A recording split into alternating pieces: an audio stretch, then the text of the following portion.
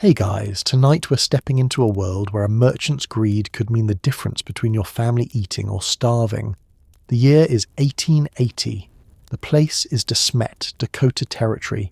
And on these windswept plains, where winter doesn't just arrive but attacks, one man is about to discover that survival depends on more than just having supplies. It depends on whether your neighbours will let you profit from their desperation. You're standing on what passes for Main Street in October of 1880. The town is 3 months old. Maybe. The buildings are so new the pine boards still weep sap when the sun hits them. There are perhaps 50 families here. Perhaps 70 if you count the railroad workers and the homesteaders scattered across the surrounding sections. The Chicago and Northwestern Railway brought you here with promises of free land and fertile soil, and opportunity stretching to the horizon. What they didn't mention in those railroad brochures was the wind. It never stops. Right now, in mid-October, it's pulling at your coat and stealing the warmth from your body and carrying the smell of grass and distance and something you can't name. Fear, maybe.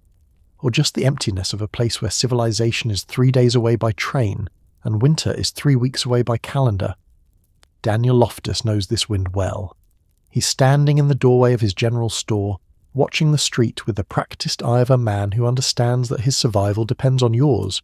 He's a merchant, a storekeeper. The kind of man who measures flour and extends credit and keeps careful records of who owes what. His store is one of maybe 5 commercial buildings in town. Inside, the shelves hold barrels of flour shipped from Minneapolis, sacks of sugar from Chicago, bolts of fabric, kerosene, coffee, salt, all the small luxuries that separate you from the Stone Age.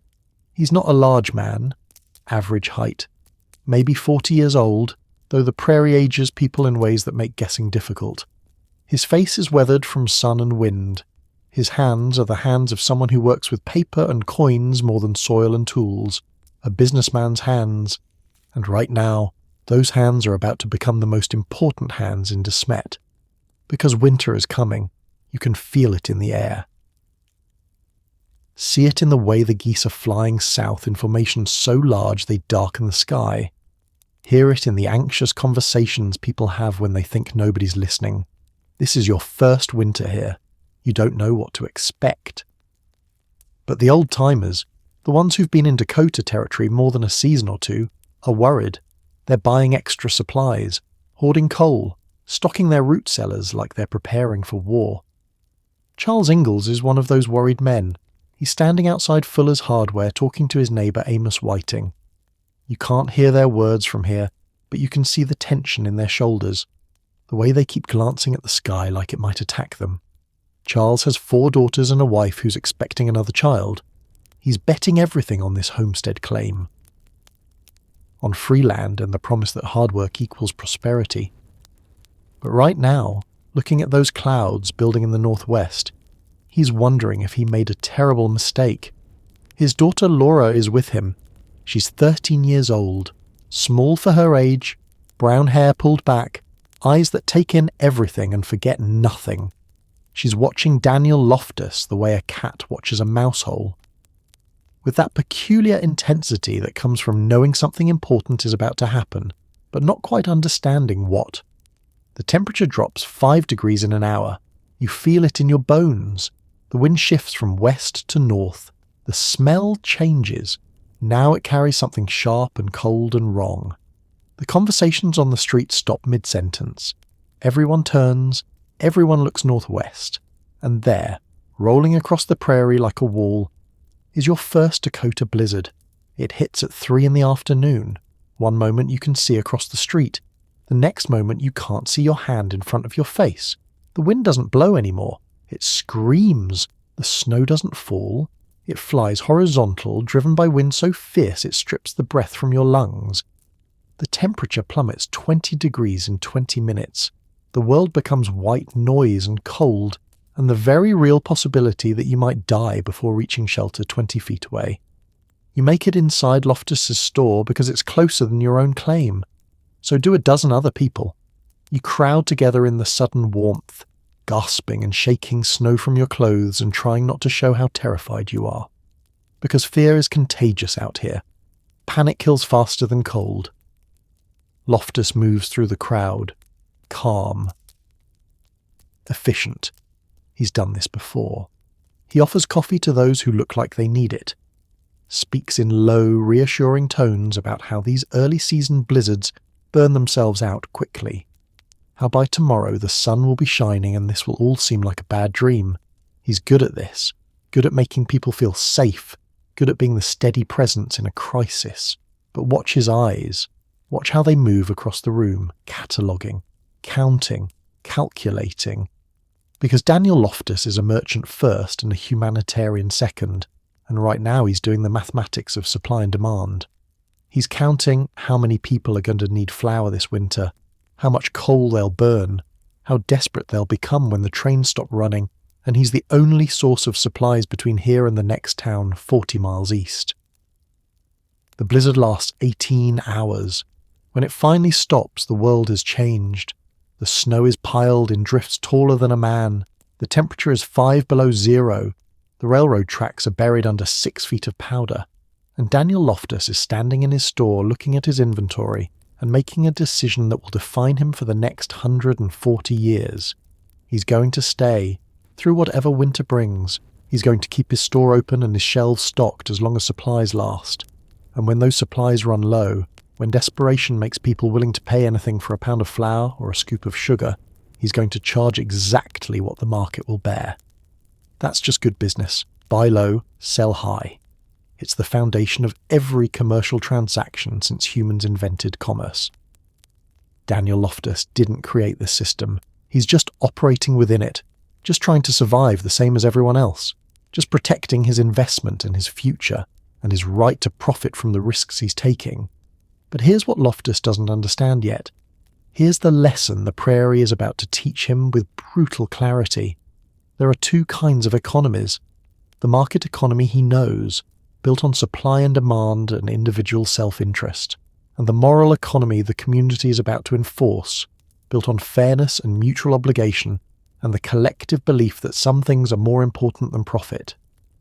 And when those two economies collide, when a merchant's right to profit meets a community's need to survive, something has to break. Usually it's the merchant, but that confrontation is months away. Right now, in October of 1880, as you're digging out from your first blizzard and trying not to think about what 6 more months of this will feel like, Daniel Loftus is just a merchant, a businessman, a man with shelves full of supplies and a community that needs them. How he uses that power and what price he'll charge for survival is about to become the most important story DeSmet's will ever tell. The blizzard was just the warning shot. November comes, and with it, the realization that this winter isn't normal. Not even for Dakota Territory, where normal winters can kill the unprepared. This is something else. Something the old-timers haven't seen before. Something that makes even the Sioux, who've survived on these plains for generations, pack up their camps and move south to escape what's coming. You're in your homestead shack. It's November 15th.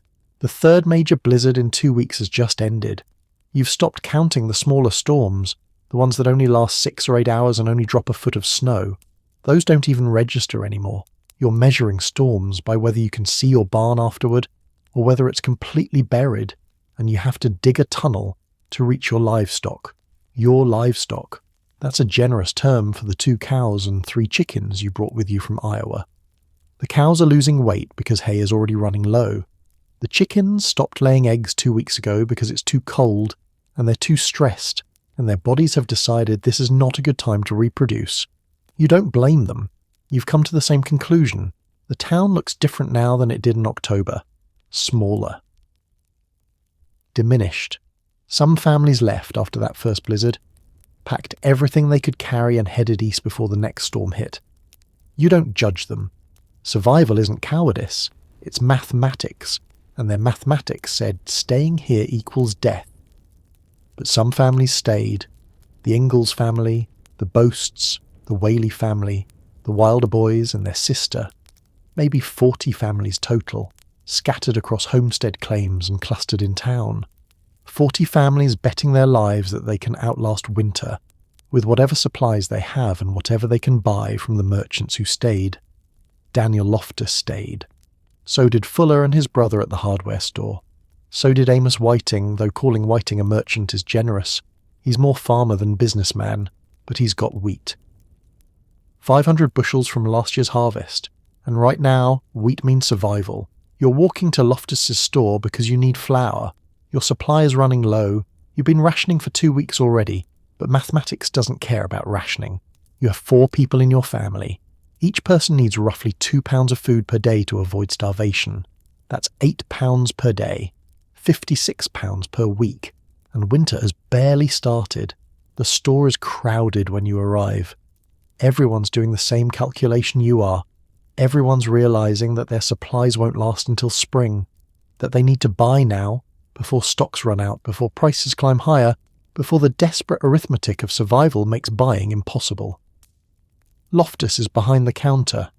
He's measuring flour into a cloth sack for Mrs. Beardsley, who lives 2 miles south of town with her husband and 3 children.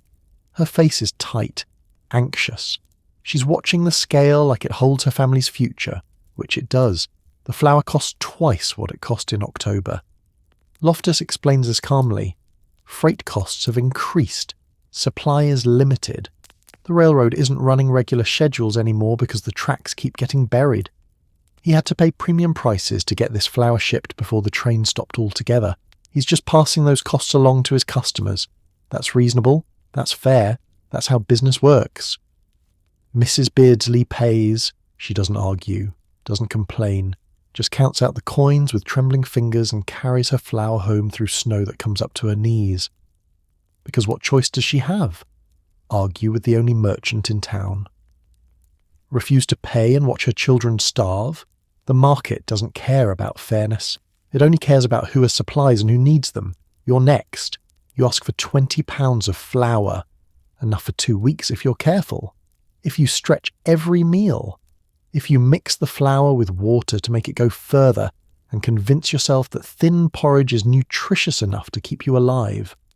Loftus measures carefully. His scale is accurate. He's not cheating you on weight. But the price makes you pause, makes you recalculate, makes you wonder if you can survive on 15 pounds instead of 20, if you can make it stretch 3 weeks instead of 2, if your family can eat a little less and still have enough strength to haul water and split wood and do all the things that keeping a homestead functioning requires. You pay. You carry your flour home, and as you walk through the cold that's already reaching 15 below zero, you start to understand something important about Daniel Loftus. He's not cruel. He's not deliberately trying to harm anyone. He's just operating by the rules of a system that says survival is an individual responsibility, that if you can't afford to eat, that's your problem, not his. That charging whatever price the market will bear isn't immoral. It's just business. But out here, business and morality aren't separate. They can't be. Because when your neighbour starves, you don't just lose a neighbour. You lose the person who might have helped you dig out after the next blizzard, who might have shared seed wheat come spring. Who might have been the difference between your family surviving and your family freezing to death in a shack 40 miles from the nearest help? The community is starting to notice this, starting to talk. You hear the conversations when you stop by Fuller's Hardware, when you see Charles Ingalls at the post office, checking for mail that isn't coming because the trains aren't running, when you gather with other families for Sunday church services in the room above the hardware store. People are angry, not just at the prices though, those sting, at the principle, at the idea that a man with a warehouse full of flour can watch his neighbours ration meals to the edge of starvation and justify charging premium prices because that's what the market allows, at the disconnect between what's legal and what's right. Charles Ingalls is particularly angry. You can see it in the set of his jaw, the way his hands clench when someone mentions Loftus's latest price increase. Charles is a fair man, a religious man, a man who believes in hard work and honest dealing, and the idea that communities survive by helping each other, not exploiting each other. And watching Loftus profit from desperation violates something fundamental in Charles's understanding of how the world should work. But anger doesn't buy flour, doesn't heat your house, doesn't stop the next blizzard that's already building in the northwest, visible as a dark line against the horizon.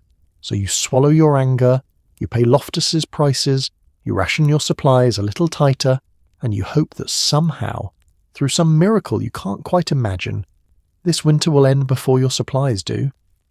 December arrives. The temperature drops to 30 below. The blizzards come every 3 days now. Each one buries the last one's snow under fresh powder. The drifts are so deep that walking anywhere requires breaking trail. Your world shrinks to the space between your house and your barn, between your house and town, between your house and the neighbours, close enough to check on during the brief clear periods between storms. And in his store, surrounded by barrels and sacks and crates, Daniel Loftus is keeping careful records. Who bought what? Who owes what? Who's running out of money and will soon need credit? Because credit is power. Credit means people owe you, means they can't afford to challenge you, means they'll keep coming back because they have no choice. He's not thinking about morality, he's thinking about survival. His survival, his business, his future in a town that might not exist come spring if this winter kills enough people. Daniel Loftus is making rational choices based on self-interest and market logic. He's playing by the rules of capitalism in a place where capitalism is about to meet its oldest enemy, the collective rage of people who've decided that survival matters more than property rights. But that collision is still weeks away. Right now, as December cold settles over DeSmet's like a sentence, Daniel Loftus is just a merchant, a businessman, a man with supplies to sell, and a community that needs them. How that story ends depends on what happens when the wheat runs out and the trains stop coming, and the only thing standing between 40 families and starvation is one man's willingness to charge a fair price for survival. January 13th, 1881. That's the date that changes everything. That's the day the last train attempts to reach DeSmet's and fails. The day the railroad company officially abandons efforts to clear the tracks. The day you realise that the supplies in Loftus's store and the wheat in Amos Whiting's barn are the only things standing between you and death by starvation. You're not in town when the news arrives. You're at your homestead, burning twisted hay for fuel because your coal ran out a week ago, and twisted hay is all you have left. Twisting hay is an art form you've perfected out of necessity. You take prairie grass, dried and brittle from winter. You twist it tight as you can, until it's dense enough to burn slow instead of fast. It doesn't give much heat. It smokes terribly. It fills your house with a smell like burning grass and desperation. But it keeps you from freezing to death, so you twist hay and feed it to your stove and try not to think about how many more months of this you have to endure. The knock on your door comes at noon. It's your neighbour, Johnson, from the claim a mile east. His face is grey. Not from cold, though it's 25 below outside. From fear, from the knowledge he's about to share with you. The train's not coming. Not today. Not this week. Maybe not until spring. The railroad company tried. They sent crews with shovels and determination. But the snow is piled in cuts 15 feet deep.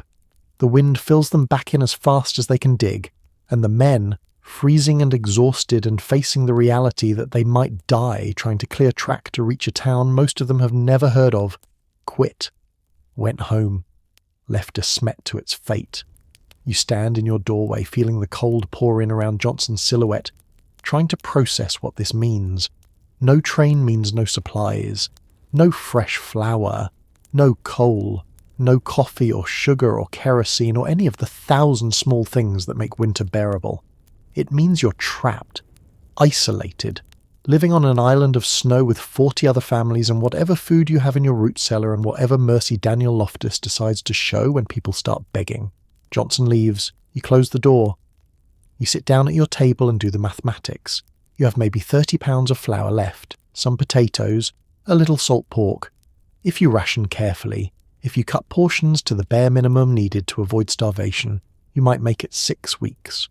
Maybe 8 if you're willing to eat meals so small they barely count as meals. But 6 weeks won't get you to spring. Spring is 12 weeks away, maybe 15. And unless something changes, unless some miracle occurs, you're going to run out of food with winter still raging outside your door. You're not the only one doing this calculation. Every family in DeSmet's is sitting at tables just like yours, counting supplies, measuring time, wondering if they'll die here. If their bodies will be found come May, frozen in their shacks, mouths open in final hunger. If the railroad will eventually clear the tracks and arrive to find a town of corpses and the cautionary tale of what happens when people bet their lives on civilization's promise to always deliver supplies on time. In town, Daniel Loftus is doing his own calculations. He's standing in his store, looking at shelves that are noticeably emptier than they were in November. His flour stock is down to maybe 200 pounds. His sugar is gone. His coffee is gone. His kerosene is nearly gone. He's got some dried goods, some salt, some basics, but nothing close to what's needed to supply 40 families through 3 more months of winter. And the prices are rising. Not because Loftus is greedy, he tells himself, because scarcity demands it. Because if he charges October prices, people will buy more than they need. We'll hoard. We'll create artificial shortages. But if he charges January prices, premium prices, starvation prices, then only people who truly need supplies will buy them. The market will regulate itself. Efficiency through price signals. It's economics. It's rational. It's also going to get him killed. Not literally, though that's not impossible, but socially, morally, in the way that matters to a merchant who depends on community goodwill to survive. Because right now, while Loftus is thinking about supply curves and price elasticity, the community is thinking about something much simpler: fairness. Charles Ingalls calls a meeting. It's informal. Just men gathering in the back room of Fuller's Hardware on a Sunday afternoon after church services. There's no agenda, no official purpose. Just a group of desperate people trying to figure out how to survive when the systems they depend on have failed. They talk about food, about fuel, about the grinding psychological weight of winter that never ends, about children who cry from hunger and wives who ration meals so their families can eat, and the terrible mathematics of survival that says someone might not make it. And they talk about Daniel Loftus, about his prices, about the moral question of whether a man has the right to profit from his neighbour's desperation, about the difference between fair dealing and exploitation, about what they're going to do if Loftus keeps charging premium prices for basic survival. Because here's what Daniel Loftus doesn't understand yet. Here's the lesson frontier communities learned generations ago and passed down through informal tradition. Markets work when there are alternatives, when you can take your business elsewhere, when competition regulates behaviour. But in DeSmet's in January of 1881, there are no alternatives, no competition, no escape. There's just Loftus and his store and his prices and 40 families who are starting to realise that their survival depends not on the market, but on their collective willingness to enforce a different kind of economy. The moral economy. The old economy. The one that sees when your neighbour is starving, you share your bread. When someone needs help, you help them. When a merchant starts charging prices that kill people, the community steps in and makes him stop. Not through law, because there's no law enforcement here that can regulate prices. Through pressure, through social sanctions, through the collective power of people who've decided that staying alive matters more than respecting property rights.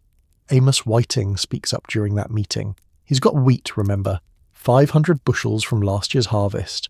He's been selling it to neighbours, using sleds to haul sacks from his farm to town during the brief clear periods between blizzards. But even Whiting's supply isn't infinite.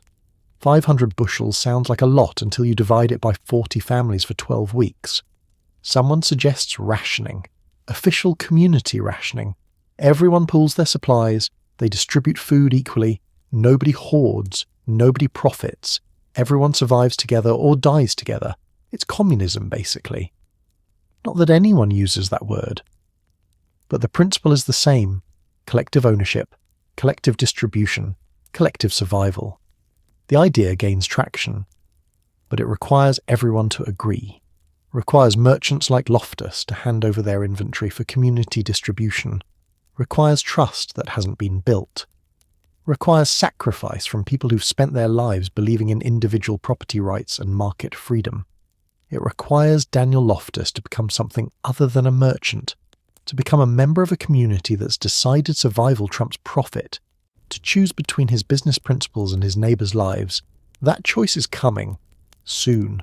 Maybe next week, when someone's child faints from hunger and the mother storms into Loftus's store demanding flour at prices she can afford.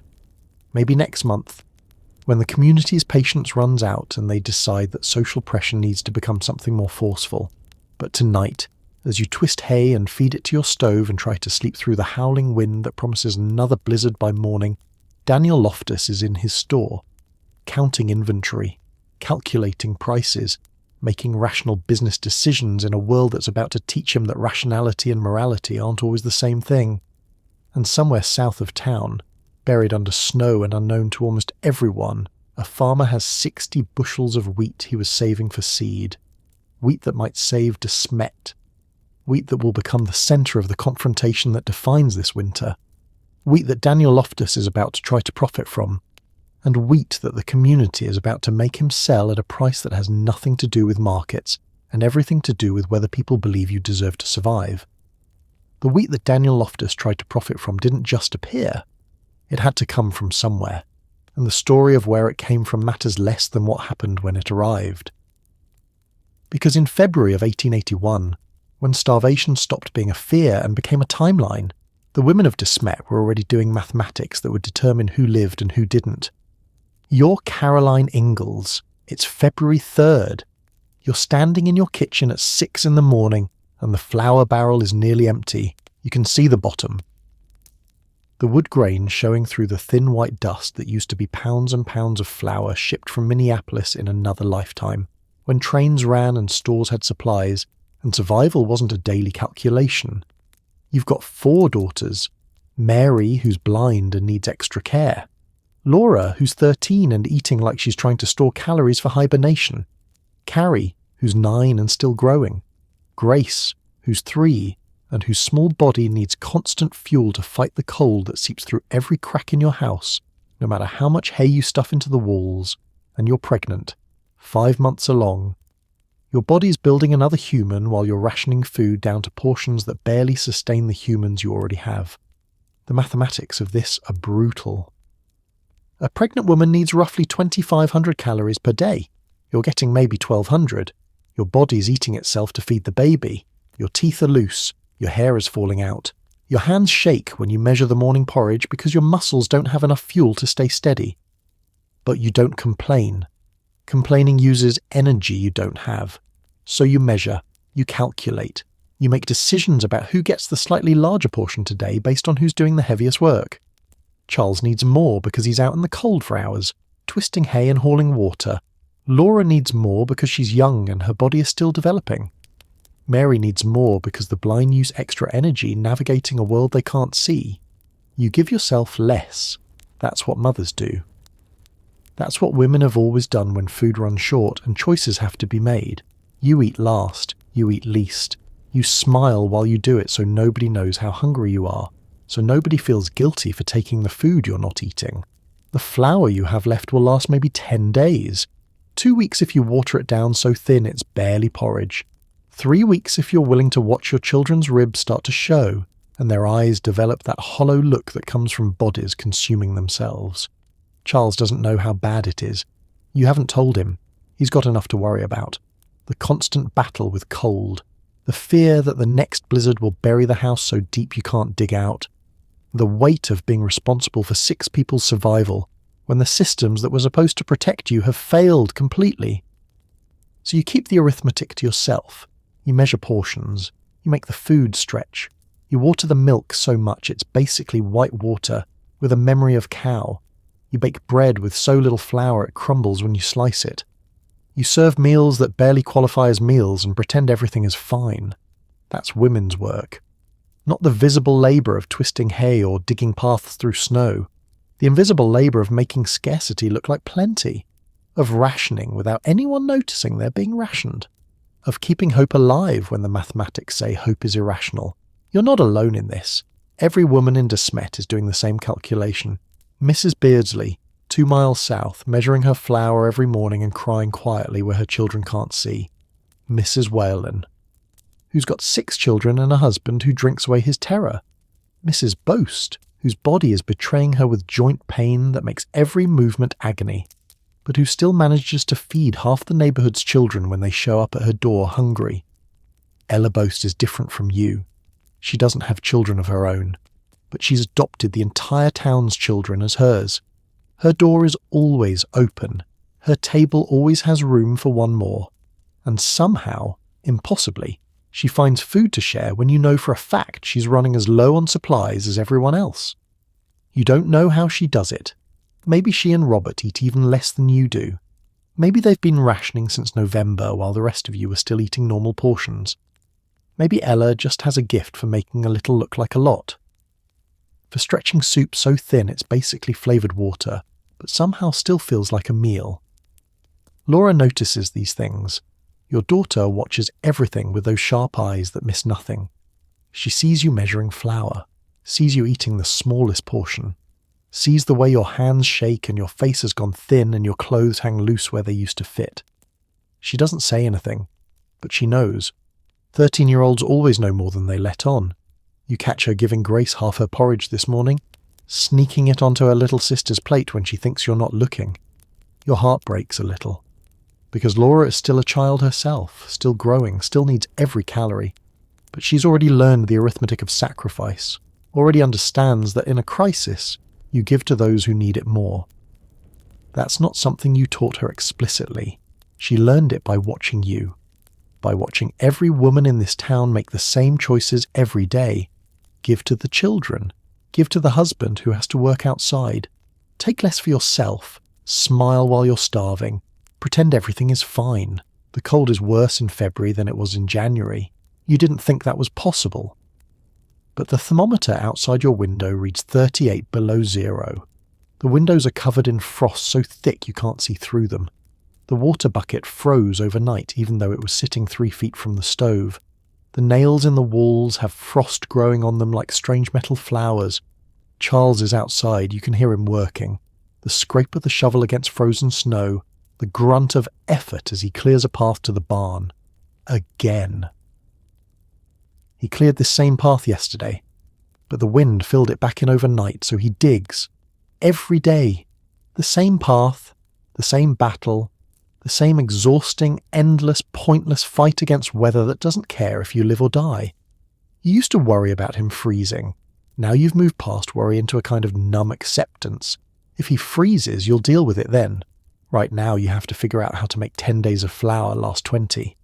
That's the problem in front of you. That's the mathematics you can control.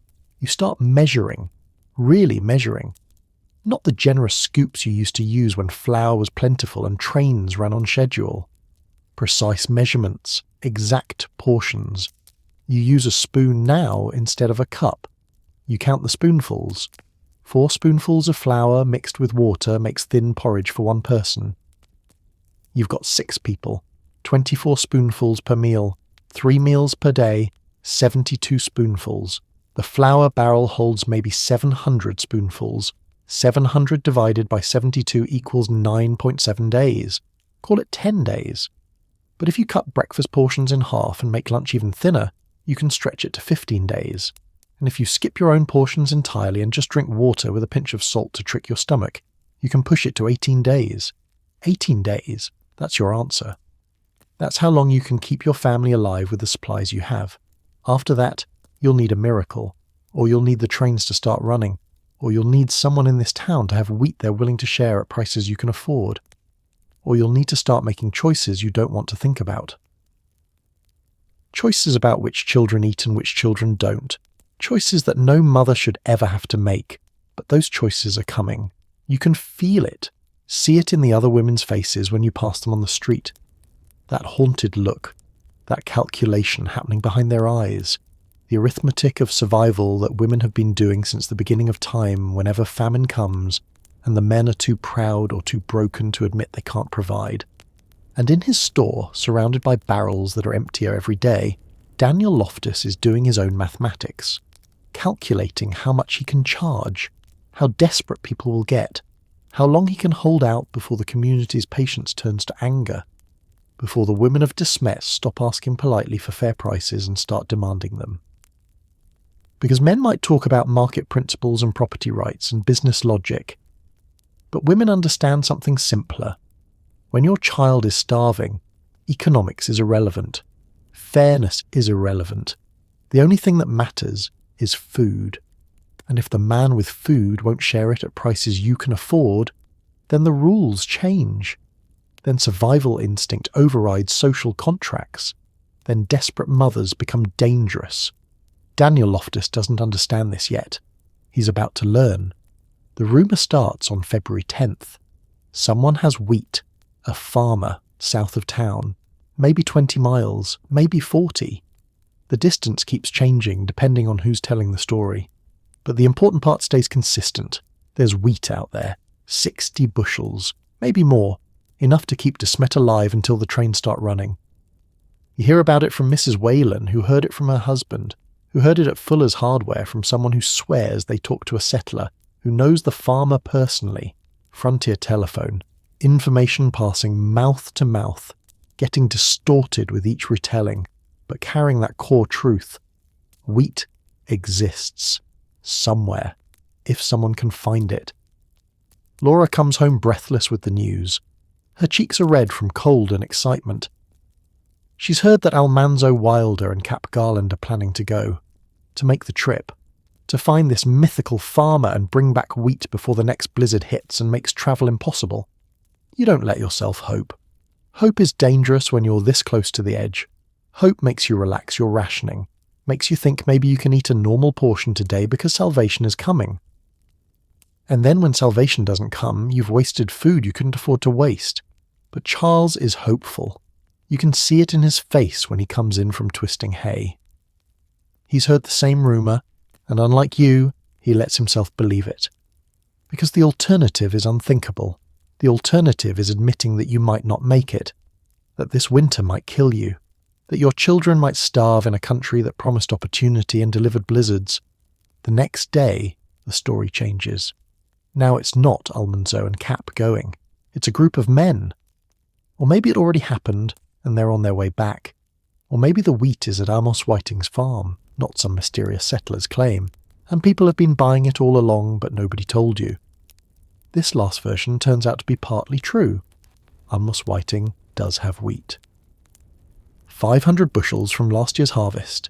He's been selling it to neighbours between blizzards. Charles has known this for weeks, but didn't tell you because his pride wouldn't let him admit you needed charity from Whiting when you still had flour in your own barrel. But your barrel is empty now. Nearly empty. So Charles swallows his pride and makes the walk to Whiting's farm. It's 3 miles, through snow that's waist-deep in places, in cold that would kill him if he couldn't find shelter. But he goes. Because that's what men do when their families are starving. They risk everything to get food. He comes back with wheat. 30 pounds.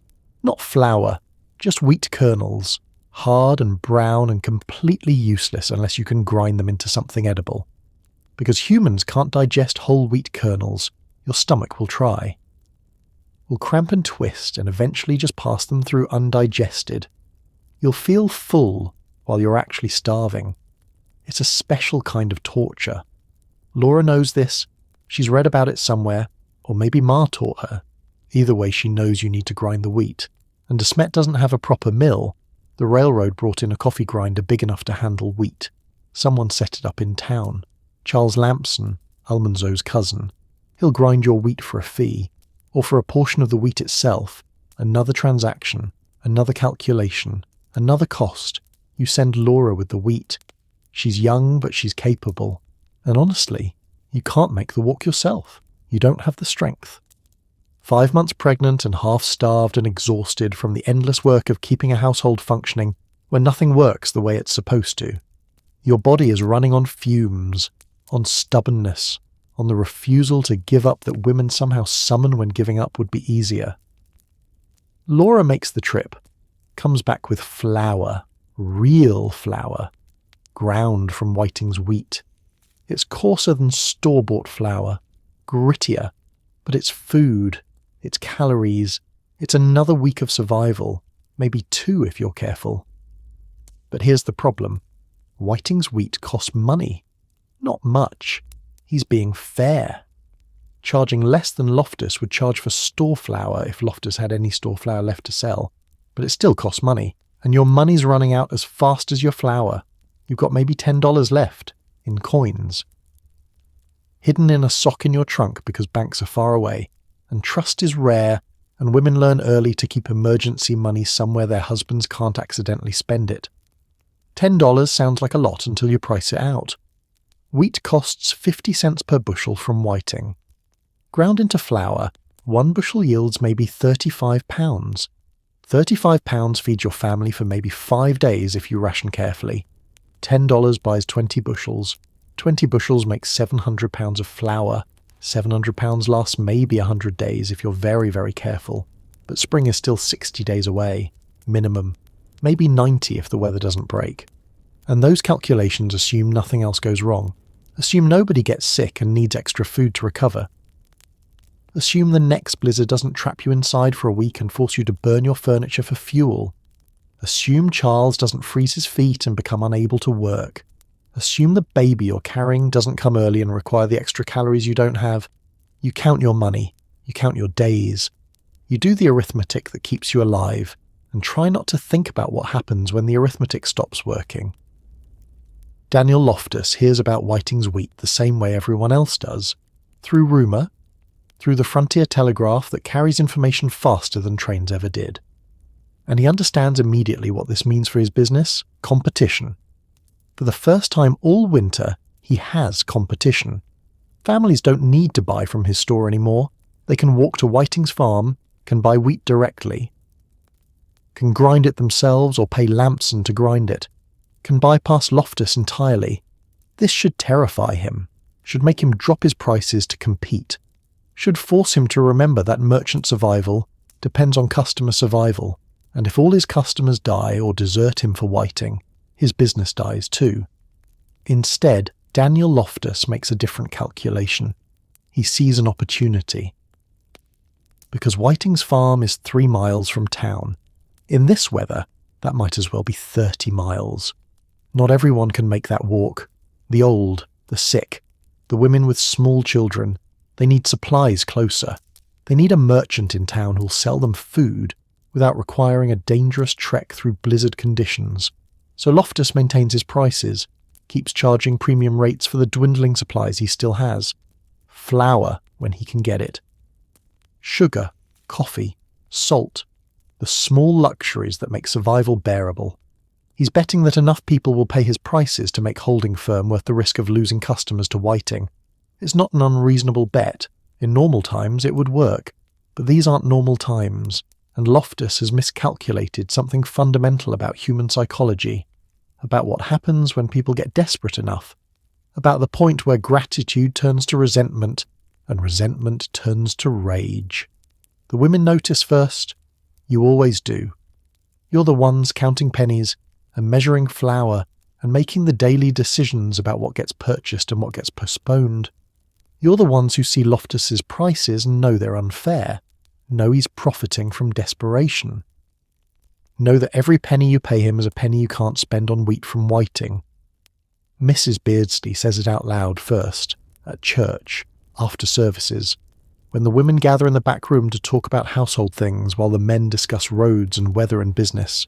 She says what everyone's thinking: Loftus is stealing from us, charging those prices when he knows we've got no choice but to pay. It's not right.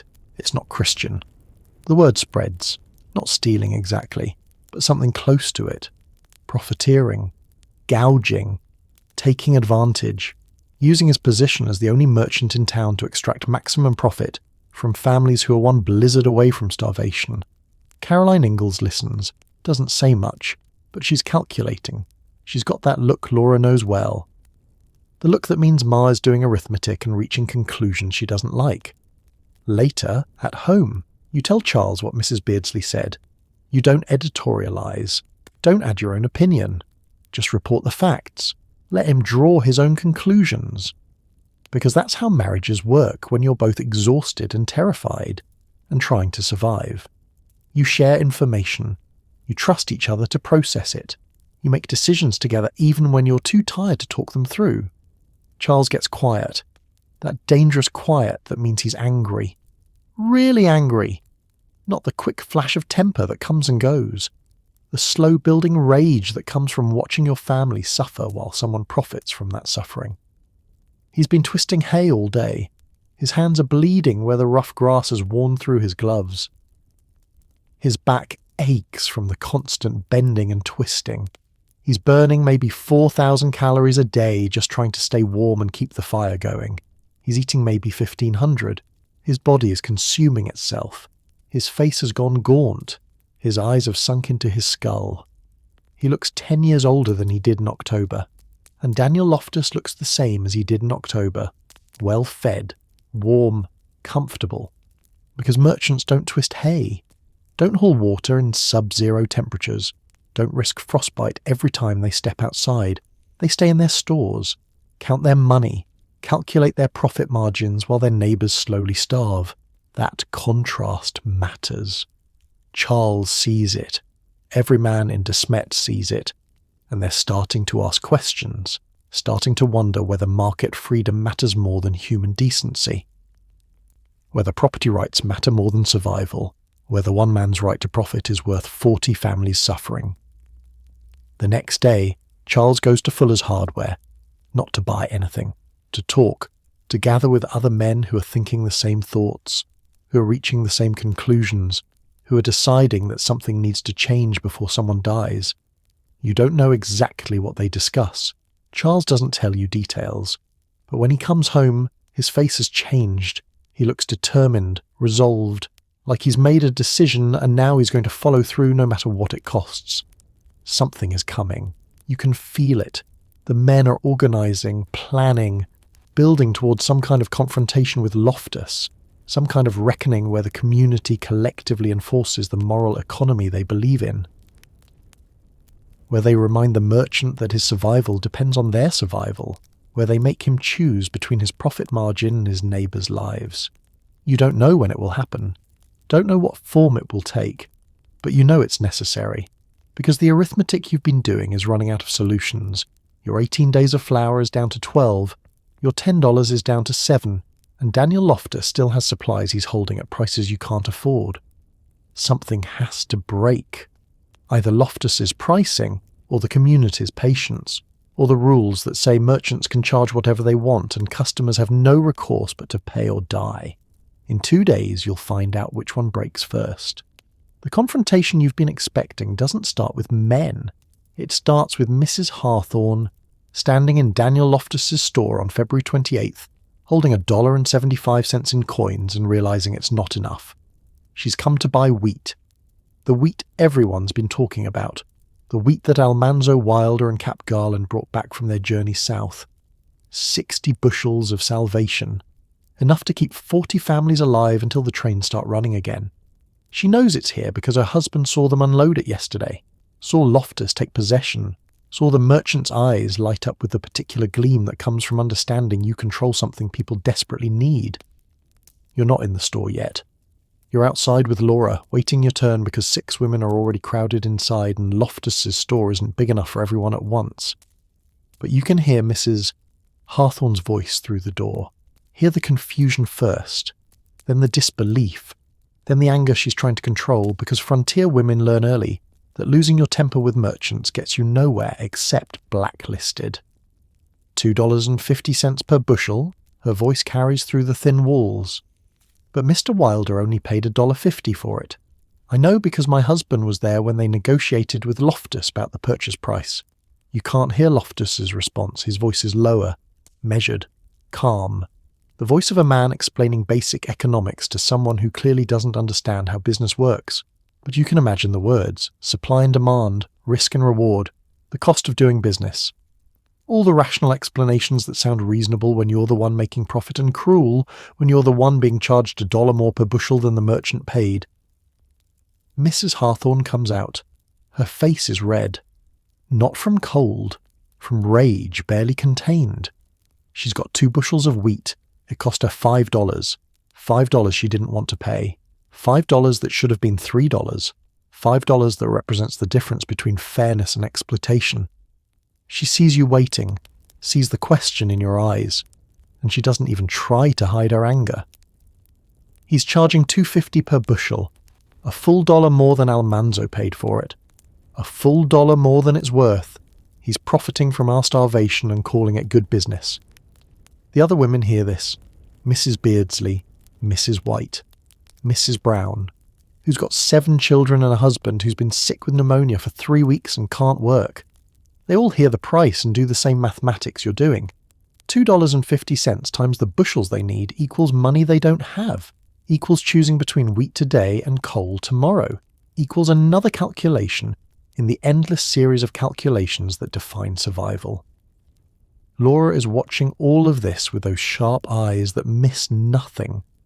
She's 13 years old enough to understand that something important is happening, old enough to recognize injustice when she sees it, old enough to watch her mother's face go tight with an anger that's different from the everyday frustrations of frontier life.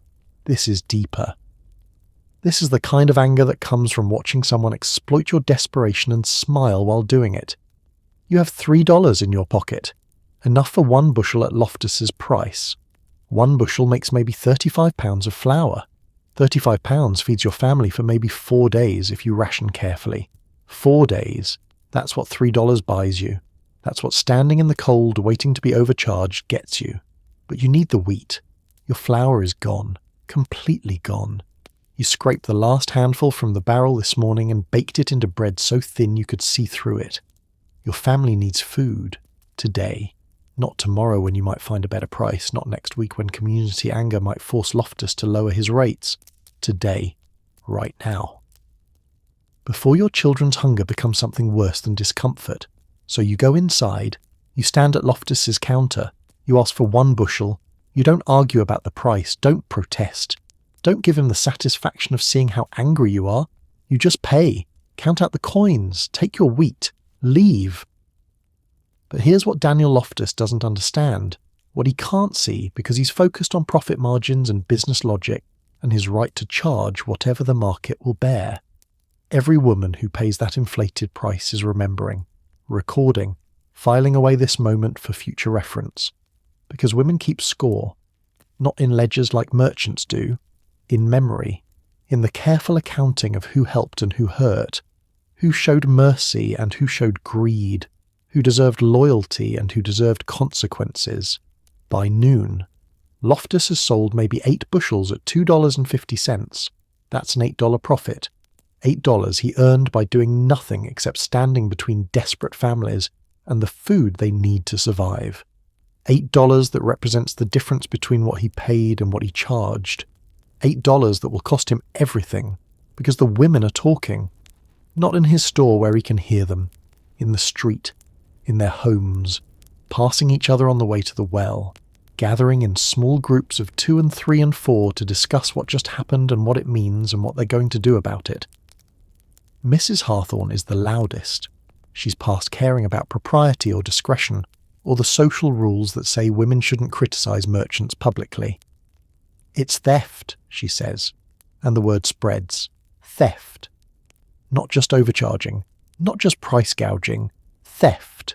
Taking money under false pretenses, exploiting emergency conditions, profiting from desperation. Mrs. Beardsley agrees. My husband paid $2.50. He didn't know almonds only paid $1.50 when they bought it. Loftus didn't tell him, just charged the higher price and took his money like it was fair. Mrs. White is quieter but no less angry. How many families can afford $2.50 per bushel? How many have that kind of money left after 4 months of buying supplies at inflated prices? He's making it so only the wealthy can eat. That's not how communities survive. That's how communities die. You're listening to all of this, standing in the street with your bushel of wheat, feeling the weight of it in your arms and the weight of the injustice in your chest. And you're making a decision. Not a loud decision, not a dramatic announcement, just a quiet resolve that this has to stop, that Daniel Loftus has crossed a line, that the community has to enforce the moral economy it believes in, or admit that survival is only for those who can afford it. Laura is still watching, still recording, and years from now, when she writes this story down, she'll remember this moment, remember the women gathering, remember the anger in their voices, remember the way her mother's face looked when she realized that fairness wasn't going to happen on its own, that someone had to fight for it, that sometimes survival requires collective action against individual greed. The word continues spreading. By afternoon, everyone in DeSmet's knows. knows what Almanso paid, knows what Loftus is charging, knows the math. $1 per bushel profit, 8 bushels sold, $8 earned, and more importantly knows that Loftus isn't stopping, isn't ashamed, isn't reconsidering. He's just continuing to sell wheat at $2.50 per bushel to anyone desperate enough to pay it. That night in your house, Charles comes home from Fuller's Hardware with news. The men are meeting tomorrow, not officially, just gathering, just talking, just discussing what to do about a merchant who's forgotten that his survival depends on the community's survival, who's forgotten that markets only work when there are alternatives, who's forgotten that on the frontier social contracts matter more than commercial ones. You don't tell Charles what to do. Don't need to. He's already angry, already decided, already committed to whatever action the men choose. But you make sure he understands how the women feel, how Mrs. Hawthorne nearly cried with rage, how Mrs. Beardsley called it theft, how every woman who paid that price is counting on the men to fix what the market won't fix on its own. Because that's how frontier communities work. The women identify the problem, spread the information, build the collective anger, and then the men take action. Not because women can't act themselves, but because in 1881, male authority carries weight that female authority doesn't. Because merchants listen to groups of men in ways they don't listen to individual women. Because the system is rigged, and you work within it when you have to, and against it when you can. Tomorrow, Daniel Loftus is going to learn what happens when you mistake desperation for weakness, when you confuse community patience for community acceptance, when you profit from starvation and forget that the people you're exploiting are the same people who decide whether you have customers next month. Tomorrow, the moral economy wins. The women's meeting happens in Caroline Ingalls' house. Not because you planned it. Not because someone sent invitations. It just happens the way things happen in small communities where everyone knows everyone and crisis creates its own gatherings. It's March 1st. 3 days since Loftus started selling wheat at his inflated price. 3 days of women paying money they don't have for food they desperately need. 3 days of watching their husbands calculate whether they can afford survival at the merchant's rates. 3 days of collective rage building towards some kind of release. Mrs. Breakustita's Hawthorne arrives first, then Mrs. Beardsley, then Mrs. White and Mrs. Brown and Mrs. Wilmarth. Eventually 8 women are crowded into your small house, sitting on chairs and crates and the floor, drinking weak coffee made from grounds that have been used 3 times already, because real coffee costs money nobody has to spare. Nobody calls this a meeting. Nobody says we're here to organise or plan or strategise. That would be too formal, too political, too much like the kind of thing men do at Fuller's Hardware when they discuss town business. Women don't have town meetings. Women have gatherings, informal discussions, conversations that just happen to reach conclusions and create consensus and result in collective action. Mrs. Hawthorne speaks first. He sold maybe 15 bushels now at $2.50. That's $15 profit. $15 he made by standing between us and food, by taking advantage of the fact that we have no choice but to buy from him. Some families can't afford it, Mrs. Brown adds. The Owens family, the Bradleys, they don't have $2.50 per bushel. They're living on turnips and hope, and Loftus has 60 bushels sitting in his store that could save them if he'd just charge a fair price. What's a fair price? Mrs. White asks. Not because she doesn't know, because she wants everyone to say it out loud, to make it explicit, to create the collective agreement that will justify whatever comes next. $1.50, you say. That's what Almanzo paid the farmer. That's what Loftus should charge us. Not a penny more. He didn't risk his life getting that wheat. He didn't make the journey. He just provided the money up front and now he's demanding a 67% return on his investment. The mathematics of exploitation. 67% profit in 3 days. That would be impressive in normal times. In a crisis when people are starving and have no alternatives, it's obscene. Ellabost is here too. She's moving slowly today. Her joints are bad. The cold makes the pain worse. But she came anyway because these matters. Because community matters. Because she and Robert don't have children of their own, but they've adopted this town's future, and that means fighting for fairness. The men are meeting tonight, Ella says. Robert told me they're planning to talk to Loftus to convince him to lower his price. Talk won't work, Mrs. Hawthorne says flatly. Loftus understands money, understands profit. He doesn't care about talk unless talk threatens his business. Then we make it threaten his business, you say, and suddenly everyone is looking at you, waiting.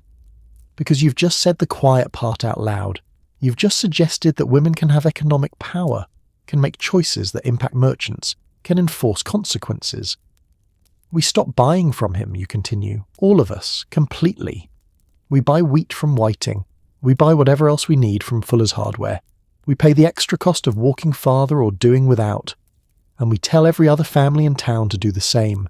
We boycott Loftus until he refunds the overcharges and sells wheat at fair prices. It's a radical suggestion. Boycotts are political, organised, the kind of thing that communities do when they want to punish someone. But that's exactly what you want to do. Punish Daniel Loftus for exploiting your desperation. Make him understand that merchant survival depends on customer goodwill, that you have power even when you're starving because you control who gets your money. The women are silent, thinking, calculating, weighing the cost of principle against the cost of inconvenience. Because boycotting Loftus means walking 3 miles to Whiting's farm every time you need wheat.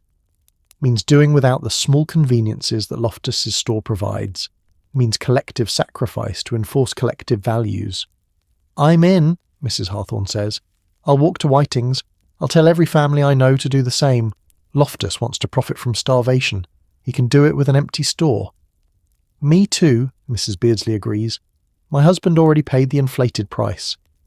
But we won't buy another thing from Loftus until he makes this right. One by one, the women agree. Creating a pact, an informal contract, a collective decision to use their economic power to enforce the moral economy they believe in. It's not legal, not official. Just 8 women in a small house deciding that fairness matters more than convenience. But here's the power of women's networks. Those 8 women will talk to 20 other women. Those 20 will talk to 40.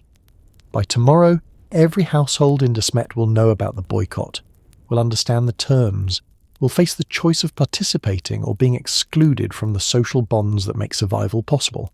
Because community enforcement isn't just about economics, it's about belonging, about who gets invited to gatherings and who gets left out, about who receives help during the next crisis and who faces it alone, about reputation and respect, and the invisible social capital that matters more than money when you're living on the edge of civilization. Laura is in the corner, supposedly watching Grace, but actually listening to every word.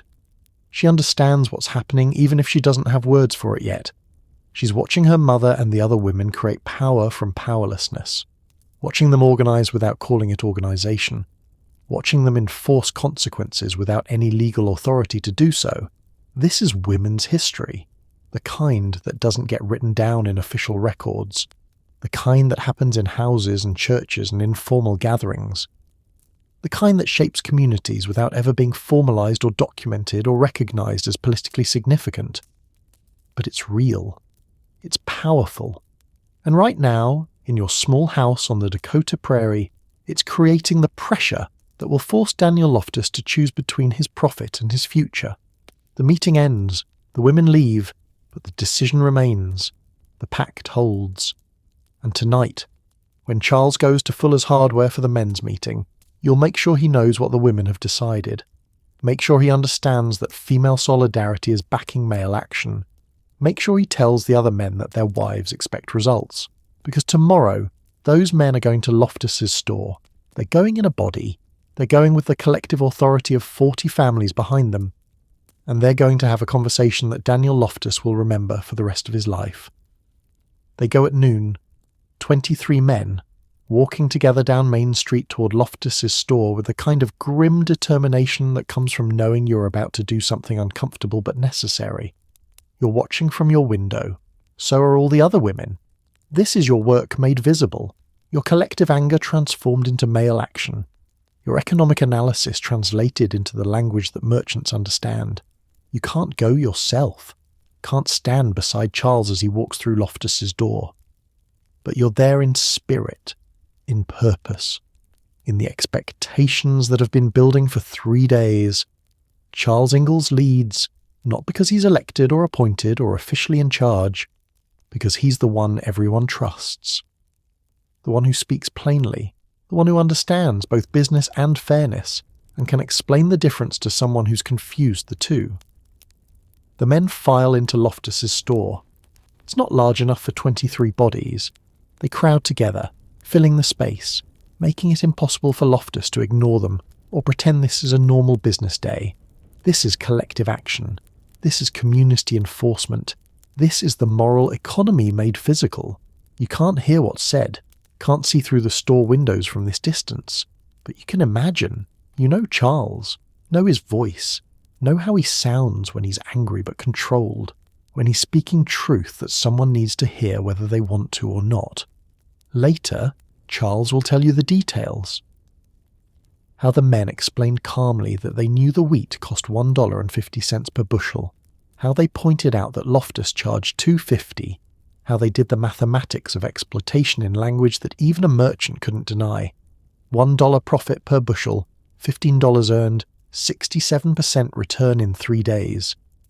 How they explained that this wasn't just bad business, it was betrayal, violation of the social contract that says communities survive together, destruction of the trust that makes frontier life possible.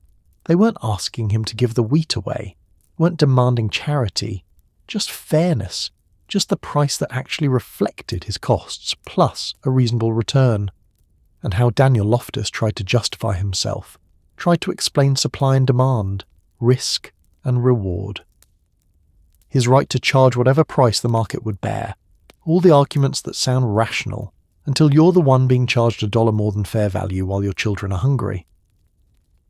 But the men didn't debate economics, didn't argue theory, they just stated facts. They knew what he paid, they knew what he charged, and they were here, in a body, to tell him that the community had decided this was unacceptable, that he could either refund the overcharges and sell the remaining wheat at fair prices, or he could watch every family in DeSmet's take their business elsewhere. It wasn't a threat exactly, just information, just the reality that merchant survival depends on customer loyalty, that customers who feel exploited find other options. That social sanctions matter more than legal rights when you're living in a place where reputation is everything. The men wait, standing in that crowded store, not speaking, not moving, just waiting for Loftus to make his choice, to decide whether principle matters more than profit, whether community membership matters more than commercial advantage, whether he wants to be the merchant who profited from starvation, or the merchant who did the right thing when community pressure forced the issue. And Daniel Loftus breaks. Not dramatically. Not with apologies or explanations. He just agrees. Says he'll refund the $1 per bushel overcharge to the families who already bought wheat at $2.50. Says he'll sell the remaining bushels at $1.50. Says he understands their concerns and will adjust his pricing accordingly. It takes 20 minutes. 20 minutes of conversation. 20 minutes of collective pressure. 20 minutes of community enforcement. And just like that, the moral economy wins, not through law, not through government regulation, through social pressure, through collective action, through the power of people who've decided that some things matter more than market freedom. The men file out. They don't celebrate, don't congratulate themselves, just nod to each other and head back to their homesteads and their work and their endless battle against winter. But something has changed. Something important. The community has proven it can regulate itself, can enforce fairness without formal authority, can protect its members against exploitation, even when the law says merchants can charge whatever they want. You watch Charles walk back. See the set of his shoulders, the small satisfaction in his face, and you know before he says a word that it worked, that Loftus agreed, that the women's anger translated into men's action, translated into merchant capitulation. That night, Loftus starts processing refunds. $1 per bushel to Mrs. Hawthorne, to Mr. Beardsley, to every family that paid $2.50. It cost him $15. $15 he counted as profit 3 days ago. $15 that represent the price of community membership. The cost of learning that exploitation has consequences, and the remaining wheat sells at $1.50. Fair price. the price that reflects actual costs, the price that proves community enforcement works when people collectively decide it must. Laura watches all of this, records it, remembers it. Years from now, she'll write it down. She'll make Daniel Loftus famous as the merchant who tried to profit from starvation. She'll make her father famous as the man who led the community response. She'll make this winter famous as the time when moral economy defeated market logic and people survived because they chose fairness over profit. But right now, in March of 1881, you're just relieved. The wheat is affordable, your family can eat.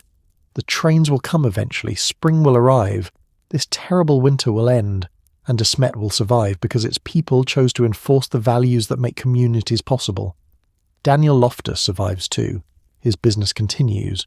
People still buy from his store, because frontier communities forgive when you correct your mistakes, when you learn the lessons they're teaching. When you prove that profit matters less than belonging. The moral economy isn't about destroying markets. It's about remembering that markets serve people, not the other way around. That some transactions are about more than money. That survival requires cooperation, and cooperation requires trust, and trust requires fairness. Daniel Loftus learned that lesson. It cost him $15 and his reputation, but he lived to tell the story, and that story, carried through Laura's books to millions of readers, became a reminder that communities have power when they choose to use it. That women's anger drives change even when women can't vote, or hold office, or stand beside their husbands in merchant confrontations. That collective action works when people decide fairness matters more than individual gain. The hard winter continues. More blizzards come, more families struggle, but the wheat crisis is over. The community has proven it can regulate itself, and that proof carries them through the remaining weeks until spring finally, miraculously arrives, and the trains start running, and civilization reconnects with this small town that survived by enforcing the values that make survival worth having. The day after Loftus refunds the overcharges, you're standing in your kitchen grinding wheat. Not because the crisis is over, because it never really was a crisis that could be solved with one confrontation. It was always a marathon, a test of endurance that would last as long as a winter decided to last. March continues cold.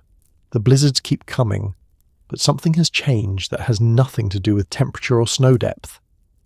The community has proven it can protect itself, can enforce fairness when markets won't, can collectively regulate behavior that threatens survival. And that knowledge carries weight even when the wind is stealing heat from your bones and another storm is building in the northwest. You buy wheat from Loftus at $1.50 per bushel, the fair price, the price that reflects his actual costs. And this time, paying doesn't feel like defeat, doesn't feel like watching your money disappear into someone else's profit margin while your children go hungry. It feels like a transaction. A normal fair exchange between merchant and customer, the way commerce is supposed to work when both parties respect each other. Laura goes with you to pick it up. She's watching Loftus carefully, studying his face for signs of resentment or anger, for evidence that he's been humiliated by the community's enforcement, but Loftus looks the same as he always does, calm, professional, measuring wheat with the same careful precision he used before the confrontation. He doesn't apologize, doesn't explain, doesn't acknowledge what happened except by charging the agreed-upon price and conducting business as if nothing changed. And maybe that's wisdom. Maybe that's how frontier communities survive, by enforcing consequences when necessary and then moving forward without holding grudges, by allowing people to correct their mistakes and rejoin the community without perpetual punishment. Because Daniel Loftus is still a merchant, still the only source of supplies other than Whiting's wheat and Fuller's limited inventory, still someone the community needs, and he needs the community. That's the fundamental truth the confrontation proved. Merchants and customers are interdependent. Neither survives without the other, and recognizing that interdependence creates the foundation for fairness. The women notice this. Notice that Loftus is humbled but not broken. Notice that he's learned the lesson without becoming an enemy. Notice that the community enforcement worked exactly as it should. It corrected behavior without destroying relationships. It reminded everyone where the boundaries are without exile or violence. Mrs. Hawthorne says it best. You're both outside the store, bundling wheat into carrying sacks, and she looks back at Loftus through the window and shakes her head. He'll remember this. Every time he thinks about raising prices, he'll remember 23 men standing in his store. He'll remember that the community has power, that we're watching, that we'll enforce fairness if we have to. That's the real victory, not the refunds, not the lower prices, the knowledge that collective action works. Those women organising leads to men acting, leads to merchant compliance, leads to fairness, that you're not helpless even when you're starving, even when you have no legal authority or official power, even when the system says merchants can charge whatever they want. But the victory doesn't end the winter. March becomes April. The blizzards continue. The cold persists. The psychological weight of endless white becomes harder to bear than physical hardship, because you can endure cold and hunger when you know there's an end coming. But when winter stretches past every reasonable expectation, when April arrives and brings more snow instead of spring, something inside you starts to crack. You're not sleeping well. None of the women are. You lie awake at night listening to the wind screams and wondering if this is permanent. If Dakota Territory winters always last 7 months. If you've made a terrible mistake settling here. If your children will grow up in a place where survival is never guaranteed and winter is always waiting to kill the unprepared. Caroline Ingalls doesn't talk about these fears, doesn't voice them where the children can hear, but you see it in her face during church, during the rare moments when families gather for social connection, that haunted look, that exhaustion that goes beyond physical tiredness into something deeper, soul weariness. The fatigue that comes from fighting the same battle day after day with no end in sight. Ella Bose looks worse. Her joint pain is constant now. The cold makes it unbearable. She's still feeding neighbourhood children, still opening her door to anyone who needs warmth or company. But the cost is visible in the way she moves. Slow, careful, every motion calculated to minimise pain, every step a negotiation with a body that's betraying her. Robert is watching his wife deteriorate. You can see it in his eyes, the helplessness, the rage at weather and disease and circumstance he can't control. He's still maintaining roads, still planting trees that won't give shade for 20 years, still building infrastructure for a future he's not certain will exist. But the optimism that carried him through early winter has been ground down by 7 months of relentless cold. The children are quieter now. Laura still watches everything, still records details in that mental catalogue she's building, but even she's tired. Tired of grinding wheat, tired of wearing the same patched dress every day, tired of cold that never ends and wind that never stops and the monotonous routine of survival that leaves no room for joy or play or childhood. Mary sits by the stove most days. Being blind in winter is worse than being blind in summer. In summer she could feel sun on her face, could hear birds and smell grass and know where she was by the warmth and sound of the world. But winter erases those markers. Cold is cold everywhere. Silence is silence. She's trapped in darkness inside a house that's trapped in white. It's a special kind of isolation that no one talks about, but everyone notices. And yet, the community endures. The women keep grinding wheat and rationing portions and making meals from almost nothing. The men keep twisting hay and hauling water and breaking trails through snow that fills back in overnight. The children keep learning lessons in the makeshift school and playing quiet games and growing despite inadequate nutrition. April 10th brings another blizzard. 3 days of whiteout conditions, temperatures dropping to 20 below. Wind so fierce it tears the roof off the Beardsley barn, and they have to move their livestock into their house to keep them from freezing.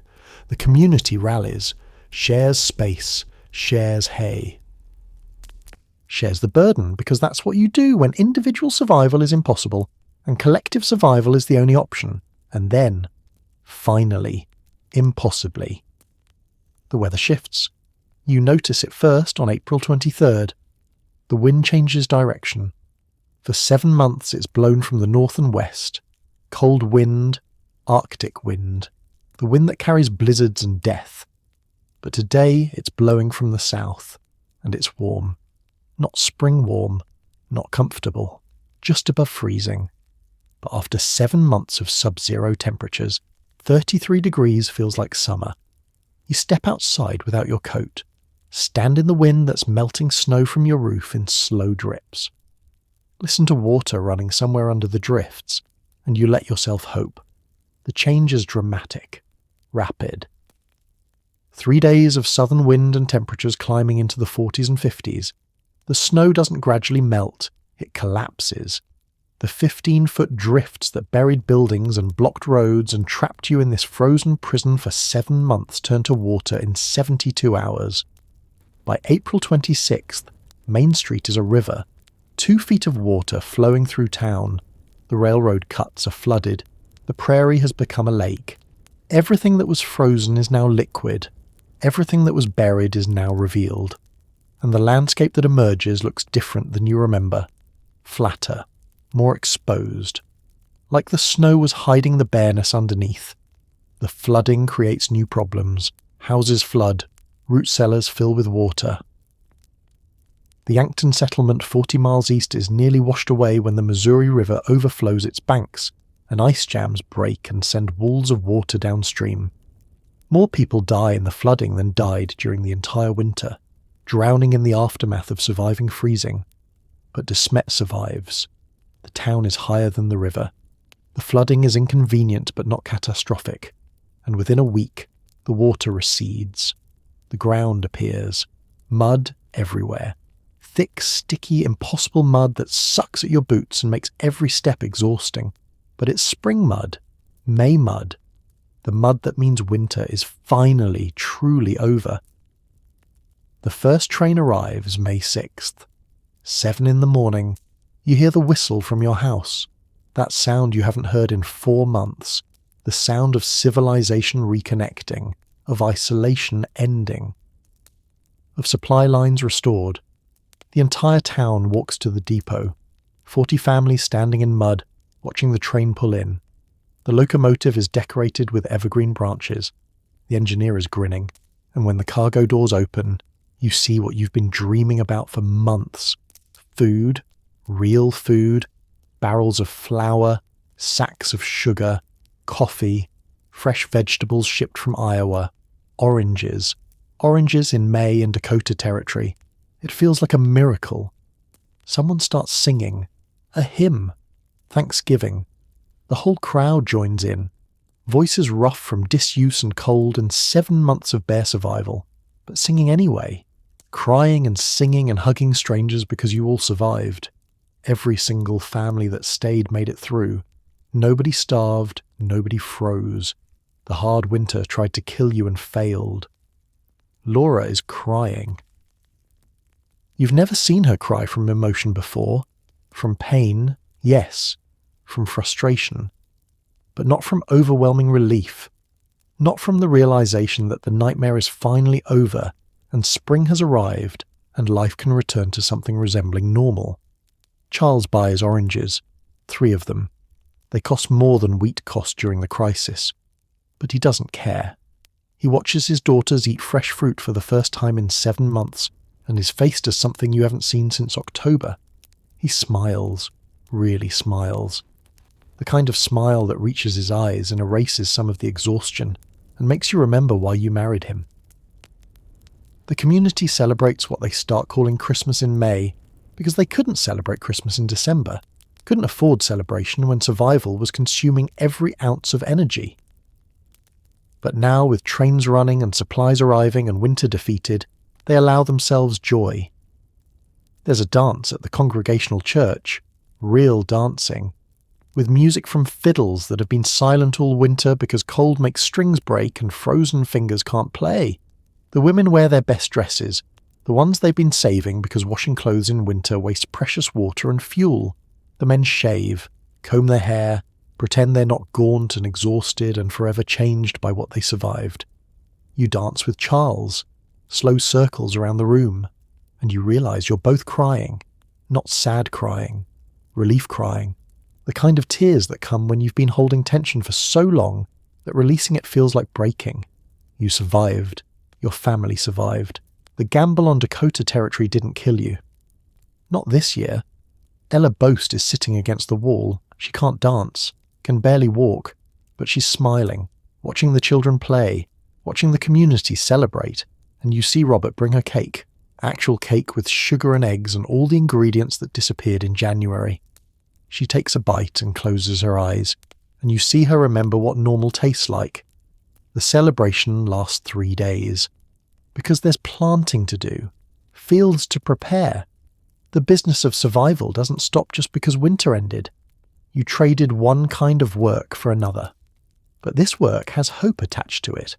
This work might produce a harvest, might create the food that keeps you alive through next winter, might prove that staying was worth it. Daniel Loftus is at the celebration, standing awkwardly near the refreshment table. He brought supplies, contributed to the community meal, and nobody mentions what happened in March. Nobody brings up the confrontation or the refunds or the price gouging. They just accept his contribution, dance near him, include him in the celebration of survival that belongs to everyone who stayed. Because he did stay.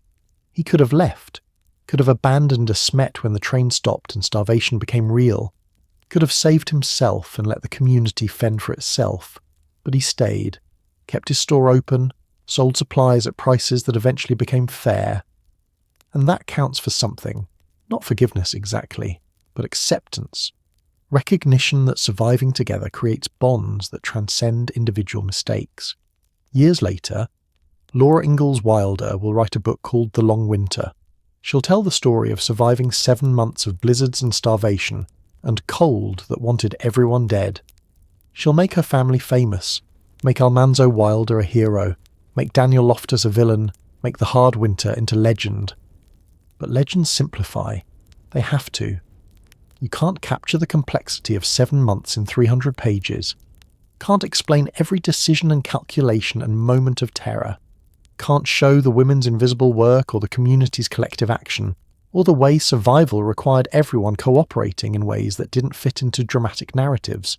So, Laura's version focuses on the dramatic, the wheat rescue mission, the confrontation with Loftus, the moments that make good stories, and those stories are true, they happened.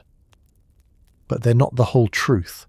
The whole truth includes Amos Whiting's 500 bushels of wheat that fed the town for months before Almanzo's dramatic rescue, includes the Women's Council that organised the boycott before the men confronted Loftus, includes the daily grinding work of rationing and grinding and cooking and cleaning that kept families alive but didn't make exciting reading. The whole truth includes Daniel Loftus staying in DeSmet's after the confrontation, building a life, raising a family, eventually being buried in the DeSmet's cemetery alongside the people he once tried to profit from. His gravestone doesn't mention the price gouging, doesn't explain what happened in March of 1881, just lists his name and dates and the simple fact that he was part of this community. You think about this sometimes. About what gets remembered and what gets forgotten.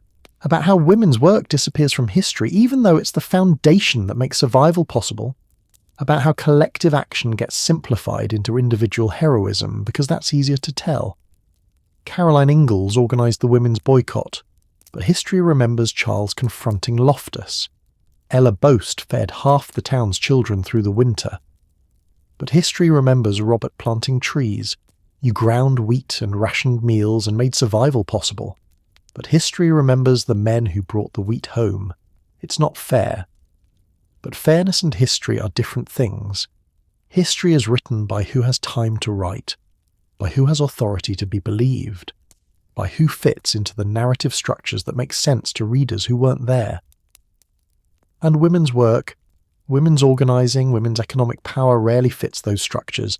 But you know, the women who survived know, and you tell your daughters, not formally, not as lessons, just in conversation. In the stories you share while cooking or sewing or doing the invisible work that keeps families functioning. You tell them how Mrs. Hawthorne spoke up first, how the Women's Council created the boycott, how collective action by women forced collective action by men forced merchant compliance.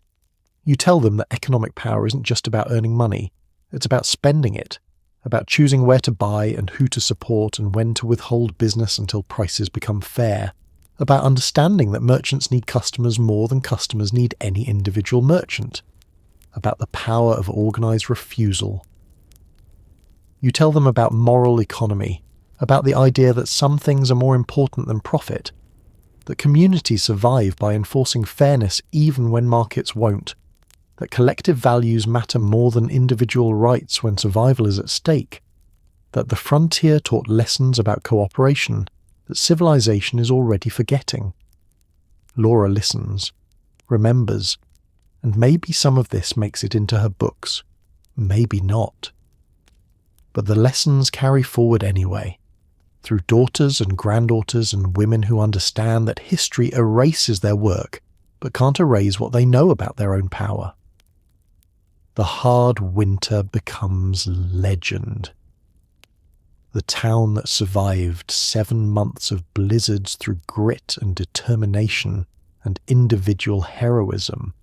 And that's partially true, but the complete truth is messier, more collective, more dependent on women's invisible labour and community enforcement and the daily unglamorous work of grinding wheat and rationing portions and organising boycotts that history won't record. Daniel Loftus becomes a cautionary tale, the merchant who tried to profit from starvation and learned that communities have power to enforce fairness. Laura's book ensures his name is remembered for that moment, for that choice, for that lesson about what happens when you mistake desperation for powerlessness. But he's also buried in DeSmet's. His family stayed, became part of the community, and that complicates the narrative, suggests that redemption is possible, that mistakes can be corrected, that communities can forgive when people learn the lessons they're being taught. You visit his grave sometimes, years later, when the hard winter is memory instead of present danger. You stand in the cemetery and read his name and think about how one decision defined him in history, even though he lived decades after. About how he chose profit over fairness, and the community chose to teach him the cost of that choice. About how he learned and stayed and became one of them again. Modern times will face similar choices. Future crises will create the same temptations. Merchants will have to decide whether to charge fair prices or exploit desperation. Communities will have to decide whether to accept exploitation or enforce fairness collectively. The specific circumstances will change, but the fundamental question remains the same. When survival depends on cooperation, how do you enforce the values that make cooperation possible? When markets fail to self-regulate, how do communities protect themselves? When individual rights conflict with collective needs, which takes precedence? The hard winter answered those questions. The community of DeSmet's demonstrated that collective action works, that moral economy can constrain market economy when people decide it must, that women's organising creates change even when women can't vote, or hold office, or stand beside their husbands in merchant confrontations. That survival requires more than individual grit. It requires community solidarity. Those lessons matter, not just for frontier history, for every crisis, every emergency, every moment when normal systems fail and people have to decide who they are and what they value, and whether profit matters more than survival. The hard winter of 1880 to 81 killed livestock and crops and some of the optimism that brought settlers to Dakota Territory. But it didn't kill the community, didn't break the bonds that collective suffering created, didn't destroy the knowledge that fairness is worth fighting for. You survived, your family survived, the community survived, and the story of how you survived, the complete story including women's invisible work and collective action and moral economy enforcement, carries forward even when official history forgets, because you remember, the women remember, and that's the real legacy. Not Laura's books, though those matter. Not Loftus's grave, though that tells part of the story. The real legacy is the knowledge, passed mother to daughter, that communities have power when they choose to use it. That fairness is possible when people collectively enforce it. That survival requires cooperation, and cooperation requires values, and values require enforcement. The hard winter ended, spring came, life continued. But the lessons remained, carved into community memory deeper than any gravestone. written into women's stories more permanently than any published book, embedded in the collective knowledge that when winter comes, when crisis threatens, when merchants choose profit over fairness, the community can respond. Not with violence, not with law, with collective action, with boycotts and social pressure and the unified decision that some things matter more than individual advantage, with the power of people who've decided that surviving together is worth more than profiting alone. That's what they remembered. That's what you remember. That's what the hard winter taught everyone who survived it, and everyone who heard the stories, and everyone who still faces the same choices Daniel Loftus faced in March of 1881. And maybe that's enough. Maybe that's the legacy that matters most. Not who was hero or villain, not who gets credit in official history, but what the community learned about itself, about its power, about what becomes possible when desperate people refuse to accept exploitation and collectively enforce the fairness that makes survival worth having. The hard winter is over, but its lessons endure. Mrs. Hawthorne's first name was never recorded, at least not in any document that survived. Laura Ingalls Wilder mentioned her in passing. Historical records list a Hawthorne family in DeSmet's during the hard winter. But her first name, gone, erased, lost to the same historical amnesia that swallows most women's stories unless they're connected to famous men or dramatic events. But she mattered. You need to understand this. She mattered more than the historical record suggests, because Mrs. Hawthorne was the first woman to publicly call Loftus's pricing theft, the first to organise resistance, the first to say out loud what every woman was thinking, that merchant profit mattered less than community survival. That collective action was necessary, that women had power if they chose to use it. She wasn't wealthy, wasn't educated beyond basic literacy, wasn't connected to power structures that might have preserved her name for posterity. She was just a woman living 2 miles south of DeSmet's with a husband and children who needed food, and a merchant who was charging more than fair prices. And she decided that wasn't acceptable. Think about what that meant in 1881. Women couldn't vote, couldn't hold property in their own names if they were married, couldn't serve on juries or testify in court in many jurisdictions, had no formal political power, no legal standing, no official voice in how communities were governed. But Mrs. Hawthorne had purchasing power, had the ability to decide where her family's money went, had relationships with other women who faced the same crisis, had a voice in informal spaces where women gathered and talked and made decisions that shaped community behaviour, even when those decisions never made it into official records. She used that power, organised that network, made those decisions, and changed what happened in DeSmet's in ways that Laura's books partially captured but never fully credited.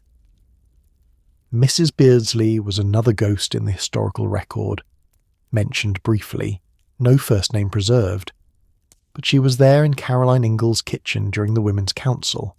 She was one of the voices arguing for collective action, one of the women who committed to the boycott, one of the people who made the moral economy enforcement possible. What did she sacrifice to participate? We don't know, but we can guess. Every woman who boycotted Loftus had to walk 3 miles to Whiting's farm for wheat. 3 miles in February cold, through snow that was waist-deep. With children who needed watching, and households that needed managing, and endless work that didn't pause just because you needed to make a political statement disguised as a purchasing decision. Mrs. White had 7 children. This we know. 7 mouths to feed during a winter when food was measured in spoonfuls. 7 bodies to keep warm when fuel was running out. 7 reasons to just pay Loftus's price and avoid the inconvenience of collective action. 7 excuses she could have used to opt out of the boycott and focus on her own family's immediate survival. She didn't. She participated, walked those 3 miles, boycotted Loftus, contributed to the collective pressure that forced fair pricing, made a choice that benefited the community even when it cost her personally. And history doesn't even preserve her first name. These women weren't unique. Every frontier community had dozens like them. Women who made economic decisions that shaped survival, who organised informal networks that regulated behaviour, who created the social infrastructure that made communities functional even when formal institutions didn't exist or didn't serve women's interests.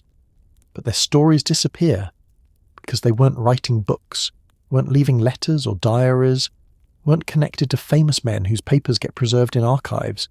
They were just living, working, surviving, making daily decisions about money and food and household management that collectively determined whether their communities thrived or failed.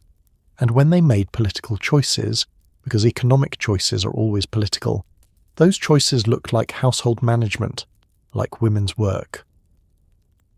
Like the invisible labour that keeps societies functioning but never counts as history worth recording. The Women's Council in Caroline's kitchen, that was political organising, but it looked like neighbours visiting, like women gathering for coffee and conversation, like the social calls that women made constantly and that nobody thought to document because they weren't official or formal or masculine enough to matter. The boycott? That was economic enforcement, collective action to regulate market behaviour, a strike, essentially. A refusal to participate in exploitative transactions until the terms became fair. But it looked like women choosing where to shop, like household purchasing decisions, like the everyday economics that women managed constantly and that economists ignored because it wasn't happening in formal markets or through official channels. This is why women's history is so hard to recover, not because women weren't doing important work, because the work they were doing didn't look like what historians recognised as important, didn't happen in spaces historians paid attention to, didn't leave the kinds of records historians knew how to read. But if you look closely at what happened in DeSmet's in March of 1881, you see a pattern that repeats throughout history. Women organising informally, women using economic power they're not supposed to have, women creating change through networks that don't appear in organisational charts or government records. Women making politics look like household management because that's the only space they're allowed to operate in. And it worked.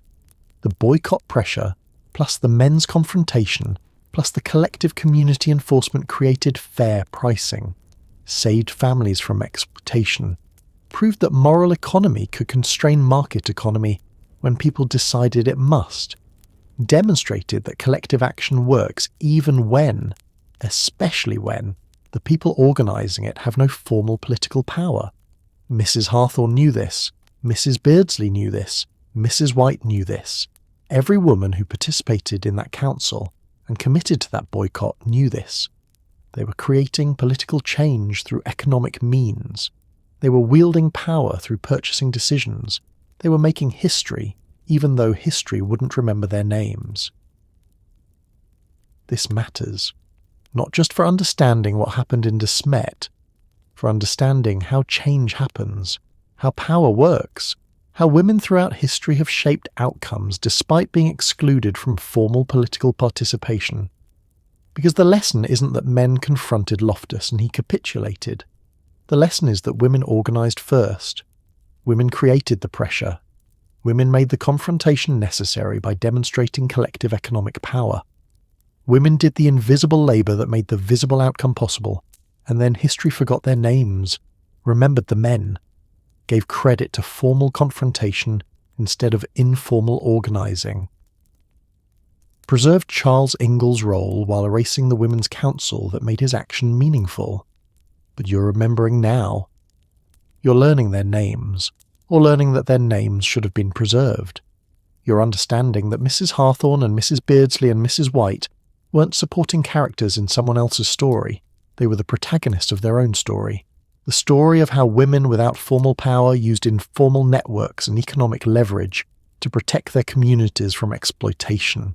That story matters, because it's still happening. Right now, in your community, women organising informally, women using economic power, women creating change through networks that don't look like official politics, but function as politics nonetheless. And just like in 1881, most of it won't be recorded, won't be preserved, won't make it into the official history, but it's real, it's powerful. And it's the foundation on which community survival depends. March 2020. The COVID-19 pandemic is spreading across America.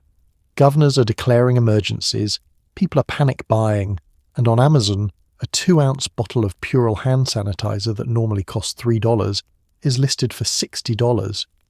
You're standing in your kitchen, scrolling through your phone, looking at prices that make no sense.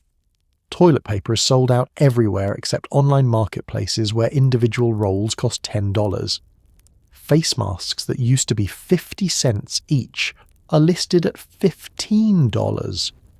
Lysol spray cans that should cost $4 are going for $35. And you're doing the same mathematics Caroline Ingalls did in February of 1881, calculating how much you need, how much you can afford.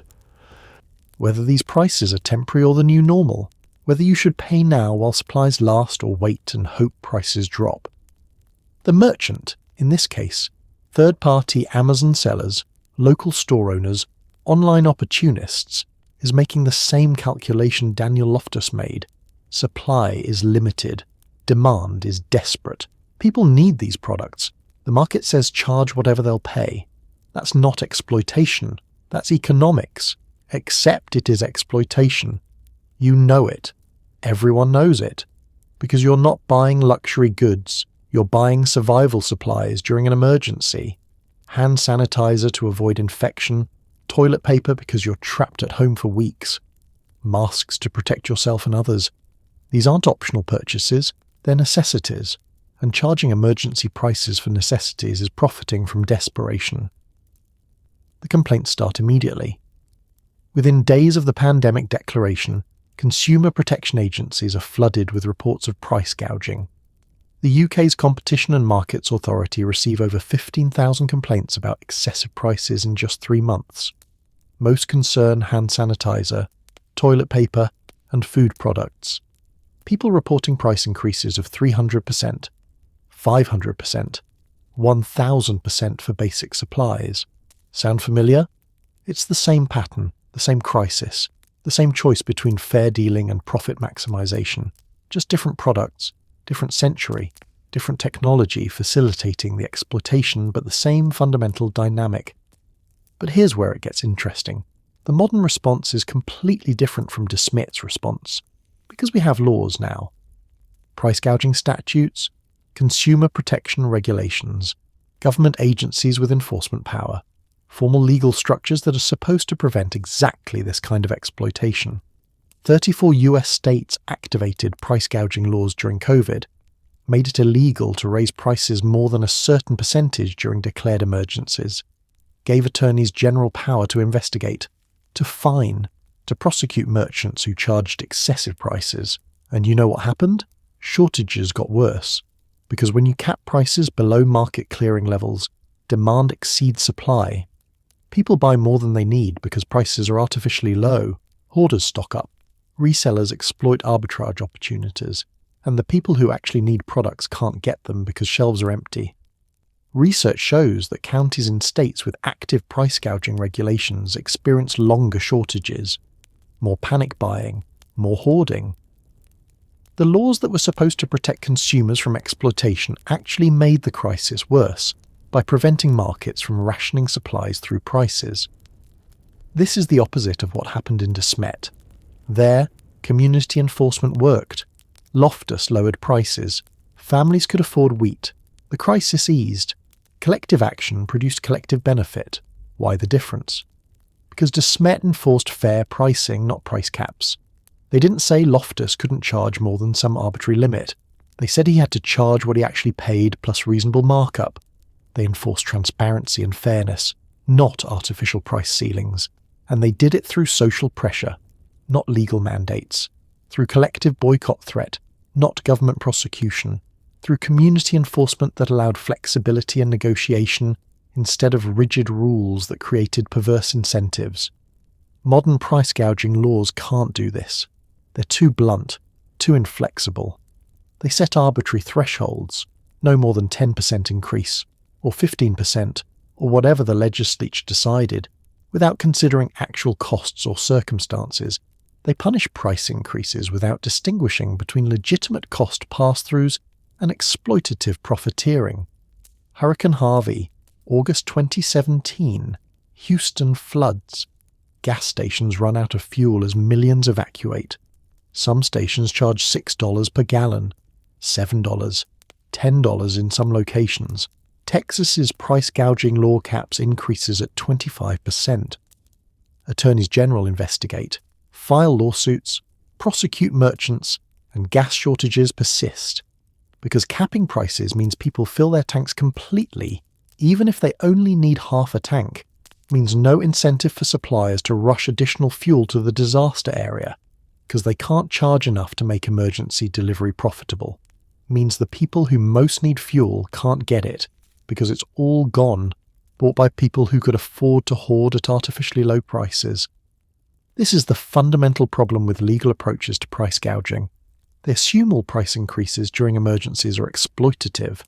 They don't distinguish between merchants whose costs actually increased and merchants who are purely profit-seeking.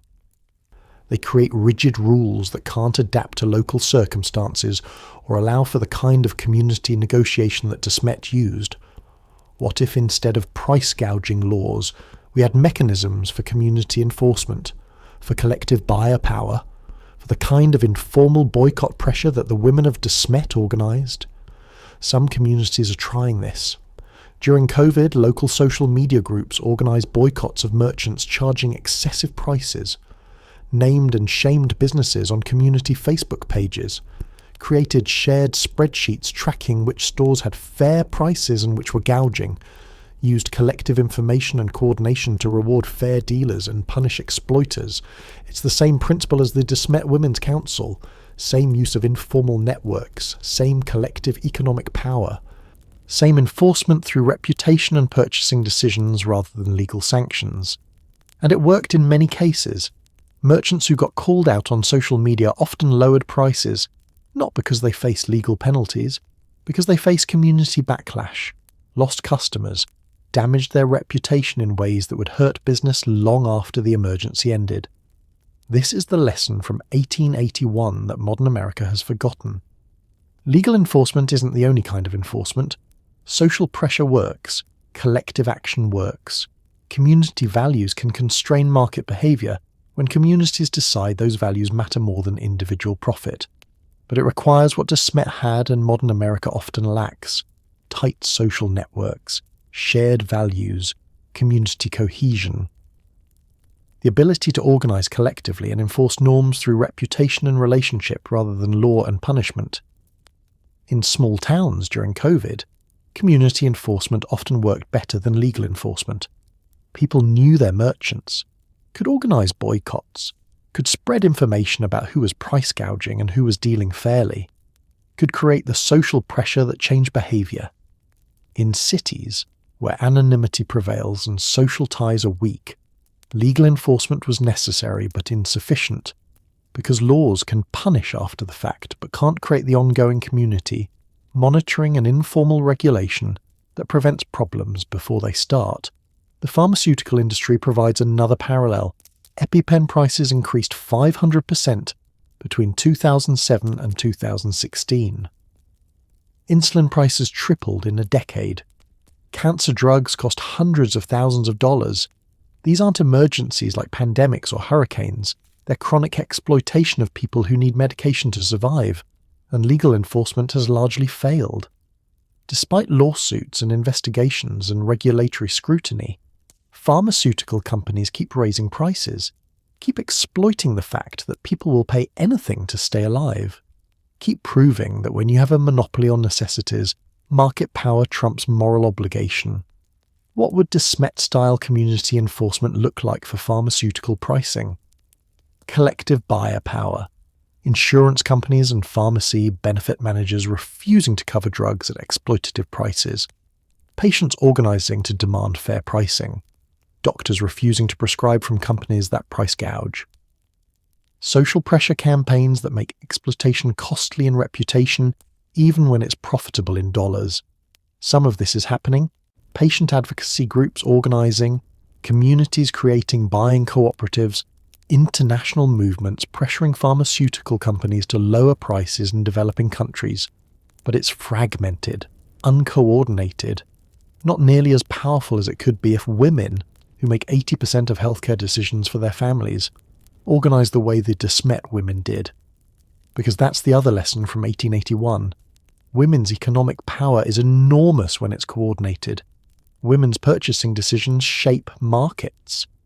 Women's collective action can enforce fairness when legal systems won't. The question is whether modern women will use that power, whether you'll organise like Mrs. Hawthorne did, whether you'll participate in boycotts like Mrs. Beardsley did, whether you'll sacrifice convenience for collective benefit like Mrs. White did, because the crises keep coming. Pandemics, hurricanes, wildfires, supply chain disruptions, climate disasters, and every crisis creates the same temptation for merchants to exploit desperation, the same choice between fair dealing and profit maximization, the same need for community enforcement when legal enforcement fails. Daniel Loftus learned in 1881 that community enforcement works, that collective economic power constrains individual greed, that women organising informally create change that men enforcing formally make visible. Modern merchants need to learn the same lesson, and modern women need to remember they have the power to teach it. Your great-great-grandmother understood something that modern economics textbooks skip over. She understood that purchasing decisions are political decisions, that where you spend money is how you vote when you can't actually vote, that women without formal power can wield informal power through the everyday economics of household management. She knew this because she lived it, every day, in every decision about what to buy, where to buy it, how much to pay. These weren't just personal choices, they were community choices. They shaped which merchants thrived and which failed, which business practices got rewarded and which got punished, which values the community enforced and which it abandoned. Carol and Ingalls couldn't vote in 1881. Wouldn't be able to vote until 1920 when the 19th Amendment finally passed. Couldn't hold property in her own name. Couldn't sign contracts without her husband's permission. Had no formal political or legal power.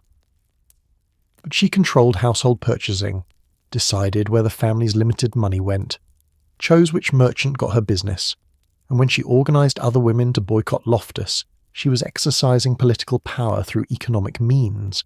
She was voting with her dollars in a system that wouldn't let her vote with a ballot. This is the hidden history of women's political action. The history that doesn't make it into civics textbooks. That doesn't get commemorated with monuments or national holidays.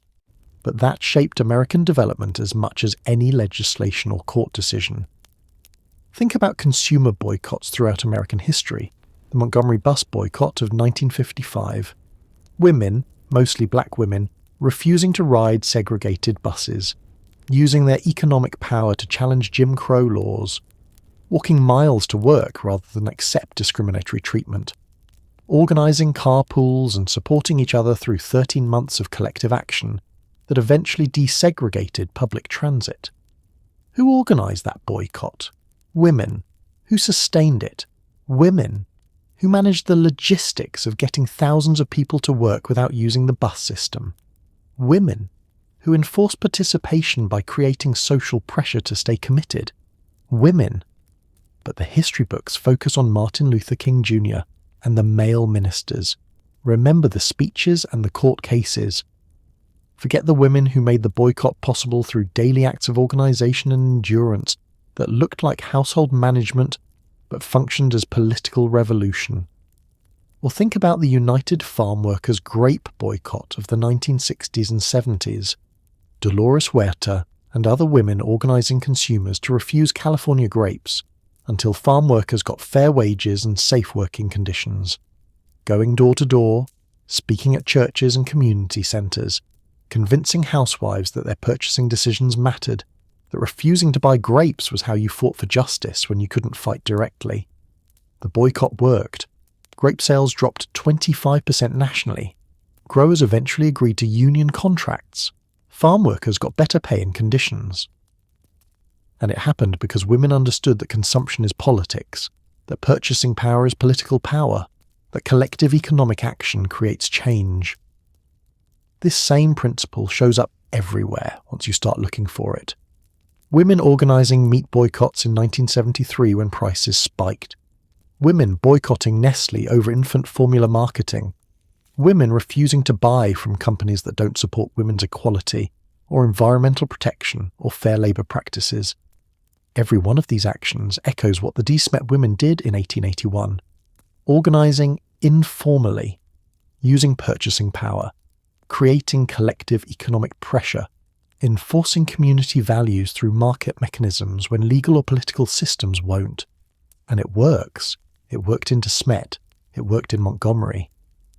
It worked with farm workers and meat prices and countless other causes where women's collective economic action created change that formal political systems resisted. But here's what's changed. Your great-great-grandmother's economic power was limited by geography. She could only boycott local merchants, could only coordinate with women she saw regularly, could only enforce community values within the boundaries of her physical community. You have the internet, social media, the ability to organise boycotts nationally, globally, to coordinate with millions of women across geographic boundaries, to create economic pressure that companies can't escape by moving to a different town. Your great-great-grandmother could shame Loftus in DeSmet. You can shame corporations worldwide, can organise boycotts that go viral, can create hashtag campaigns that damage billion-dollar brands, can wield collective economic power at a scale she couldn't imagine. But you have to choose to use it, have to organise, have to coordinate, have to commit to collective action even when it's inconvenient, even when paying fair prices costs more or takes longer or requires sacrifice and convenience. Because that's the other lesson from DeSmet. Collective action requires sacrifice. The women who boycotted Loftus walked 3 miles to Whiting's farm in February cold, gave up the convenience of shopping in town, made their lives harder to enforce fairness. Modern boycotts require similar sacrifice. Refusing to buy from Amazon might mean paying more or waiting longer for delivery. Boycotting fast fashion means spending more on ethically made clothes. Choosing fair trade products costs more than choosing the cheapest option. But your great-great-grandmother would tell you it's worth it. That community values matter more than individual convenience. That collective survival requires collective sacrifice. That women's purchasing power creates the world we live in whether we use it intentionally or not. She'd also tell you that informal organising is real organising. That the Women's Council in Caroline's kitchen was as political as any legislative session. That spreading information through women's networks creates change as effectively as media campaigns. That the work of coordinating and communicating and maintaining commitment, the invisible labour that women have always done, is the foundation on which visible action depends. Modern women's economic empowerment programs are rediscovering these lessons. Village savings and loan associations in India, bringing 70 million women together to save money, access credit, and build collective economic power. These groups started as microcredit programs but became political forces. Women using their collective economic strength to demand better public services, to challenge corruption, to enforce community values. It's the same pattern. Women organising around economic necessity, building networks, creating collective power, using that power to shape outcomes beyond just household economics, proving that economic empowerment is political empowerment. Your great-great-grandmother knew this in 1881.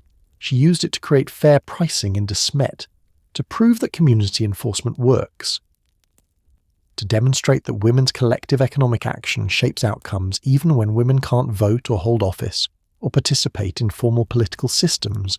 And she'd want you to remember that this power still exists, still works, still matters, that every purchasing decision you make is a vote for the kind of world you want to live in, that collective economic action by women can enforce fairness when legal systems won't, that the lessons from the hard winter aren't just historical curiosities, they're practical tools for creating change today.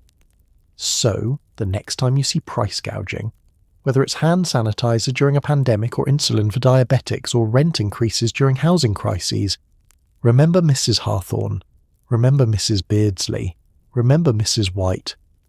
Remember all the women whose names weren't preserved but whose actions created change. Remember that women organised first, that women's economic power forced merchant compliance, that women's collective action made community survival possible. Remember that this power is your inheritance, your responsibility, your opportunity, and use it.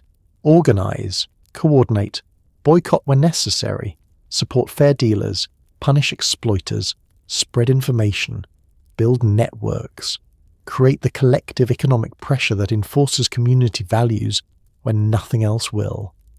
Because the crises keep coming, the merchants keep choosing between fairness and profit, and women keep having the power to shape which choice gets rewarded.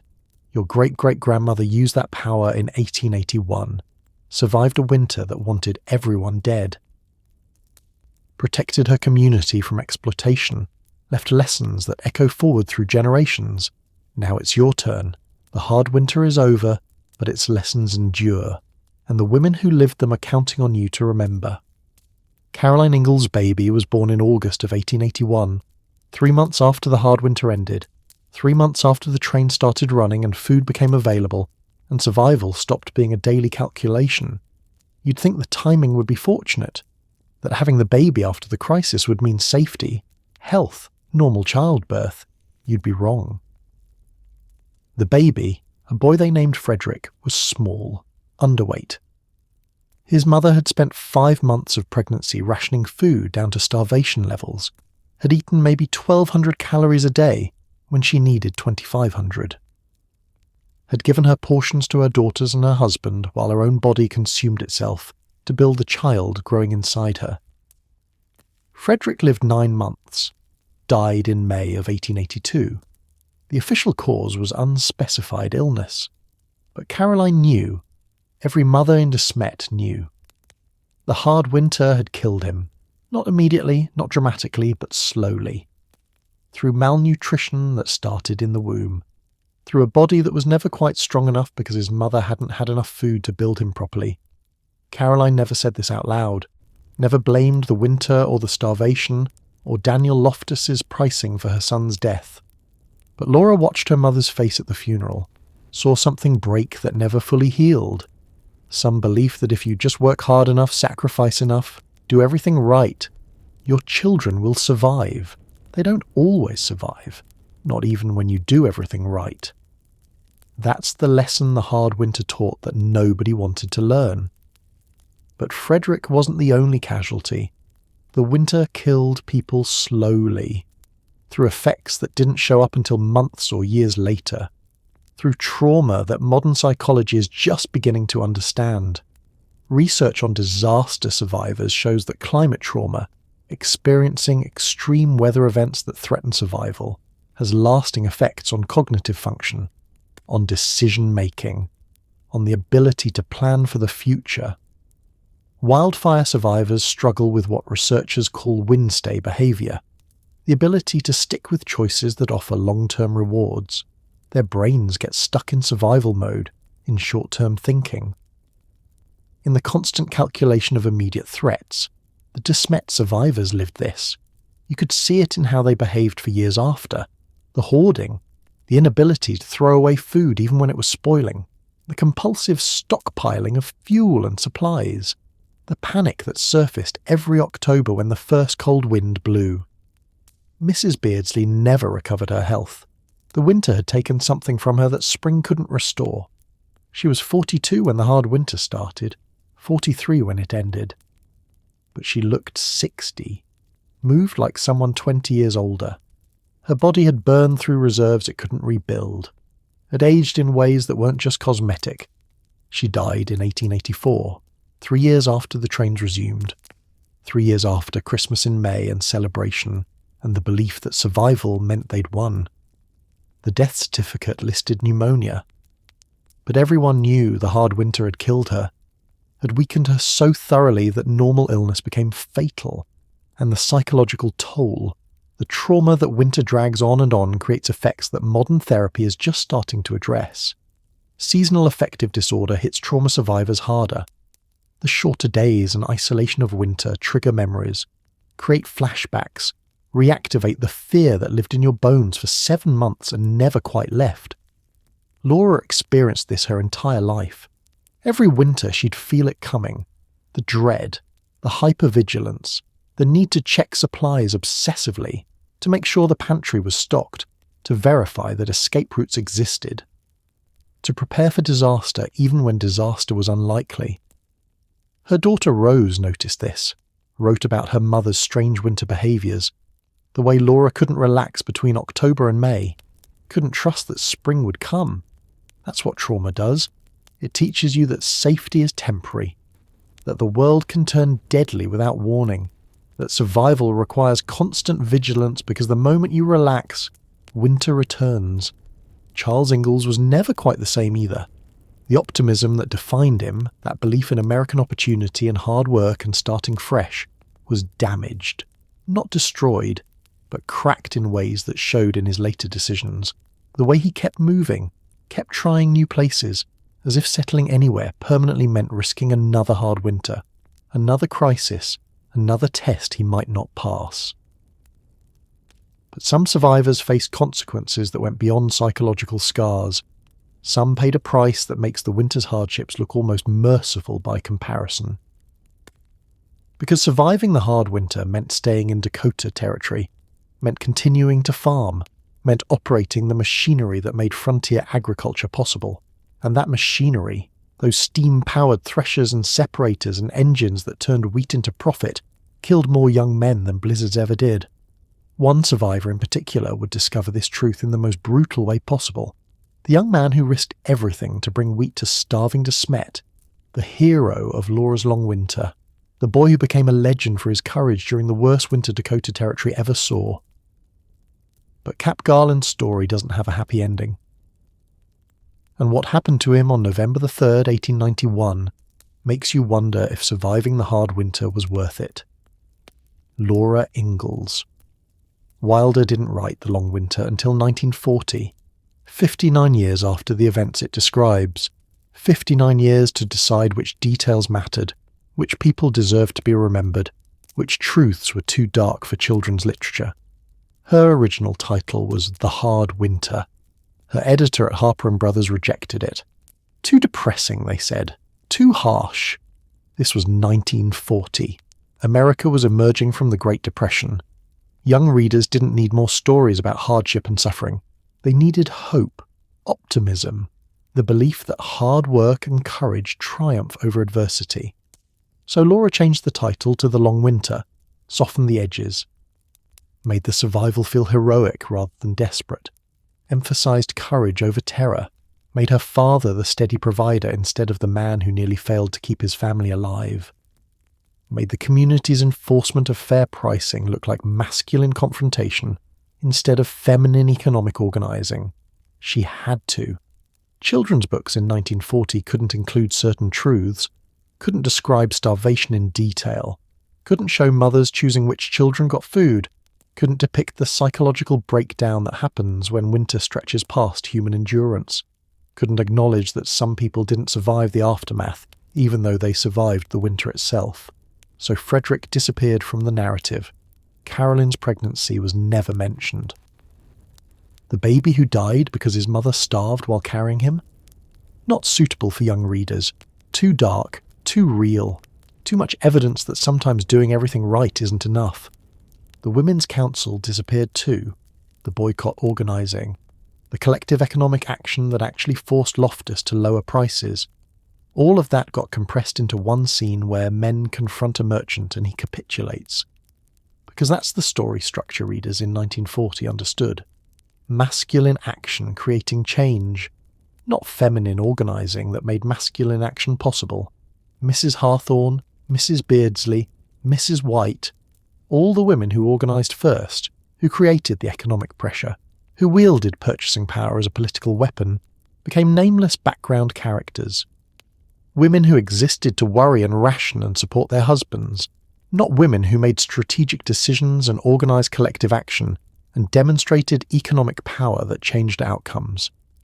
Laura knew this was happening, knew she was erasing women's contributions, but she was writing for an audience that wouldn't believe women had that kind of power, wouldn't accept that informal female networks shaped community outcomes more than official male leadership, wouldn't understand that economic organising disguised as household management was the foundation on which frontier communities survived.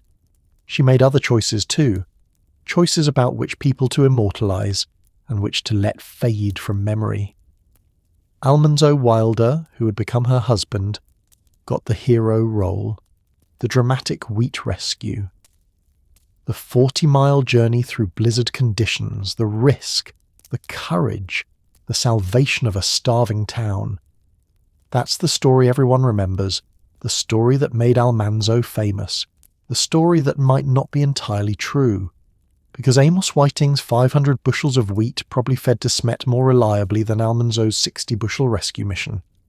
Charles Lamson's coffee grinder probably saved more lives than the dramatic journey south. The women's rationing and household management probably prevented more deaths than masculine heroics. But those stories aren't dramatic, aren't heroic, aren't the kind of narratives that sell books and create legends and make readers feel inspired. So Laura made choices. She elevated certain people and diminished others. She emphasized certain events and excluded others. She created a narrative that was emotionally true even when it wasn't factually complete. And in doing so, she made Cap Garland immortal, the brave young man who rode through blizzards with Almanzo, who risked death to save his neighbours, who embodied frontier courage and selflessness, and all the values that made America's westward expansion feel heroic instead of brutal. Cap Garland became a beloved character, a symbol, a reminder that ordinary people can do extraordinary things when circumstances demand it. Laura's readers fell in love with him, remembered him, considered him one of the heroes of the Little House series. But here's what Laura couldn't write in a children's book. Here's what got left out of the narrative. Here's the truth that makes the hard winter's aftermath even more tragic than the winter itself. Cap Garland never lived to see Laura's books, never knew he'd become famous, never learned that children across America would read about his courage and be inspired by his bravery. Because 10 years after the hard winter, Cap Garland was dead, killed at age 26 in an accident so brutal, so sudden, so preventable, that it makes you question whether frontier progress was worth the human cost. And the machine that killed him, the very technology that made Dakota Territory agriculture profitable, the steam-powered thresher that turned wheat into cash crops, the modern equipment that was supposed to make frontier life easier, the symbol of progress and prosperity and American ingenuity, it exploded. And Cap Garland, the hero who survived the worst winter in Dakota Territory history, didn't survive the peace that followed. November the 3rd, 1891. Cap Garland is 26 years old. He's running the separator part of a threshing machine rig in Badger Township, 10 miles north of where DeSmet used to feel like the edge of the world. The hard winter is a decade behind him. He's survived. He's building a life. He's working machinery that represents everything the frontier was supposed to become. The steam engine needs repair. The safety valve is probably malfunctioning. But they're on a schedule. There's wheat to thresh, money to make, progress to pursue. So they keep working, keep running the boiler, keep pushing the machinery past what's safe because stopping means losing money. And money is why anyone came to Dakota Territory in the first place. At 4 o'clock in the afternoon, both ends of the boiler explode. The front end buries itself in the ground 100 yards away. The back end launches Cap Garland over the separator and into a field more than 30 feet from where he was standing. Both legs broken. Body scalded by a full boiler of water that turned to superheated steam in an instant. Conscious enough to know he's dying. Aware enough to understand there's no saving him, they bring his mother. She rides out to the field where her son is lying broken and scalded and dying from injuries that modern medicine might survive, but 1891 frontier medicine has no hope of treating. She holds him while he dies, watches the boy who survived blizzards and starvation and 7 months of winter that wanted everyone dead lose his life to a machine that was supposed to make their lives better. Cap Garland is buried in Willow Lake Cemetery in Clark County. The newspaper reports list him as the engineer, though later accounts suggest he was running the separator and someone else was the actual engineer. The details get confused, the facts get muddled, but the outcome is the same. The hero of the hard winter is dead at 26, killed by progress. Laura doesn't learn about this immediately. She's married to Almanzo by then, living in Missouri, raising her daughter Rose, building the life that will eventually lead to her writing the Little House books. But when she hears about Cap's death, something breaks. Another piece of childhood lost. Another reminder that survival isn't the same as safety. When she writes The Long Winter 49 years later, she makes Cap immortal, gives him the heroic role he deserves, memorializes his courage, but she can't give him what he never got in life, the knowledge that people would remember, that his bravery mattered, that children would read his story and understand what frontier survival actually cost. This is what The Hard Winter teaches that nobody wants to learn.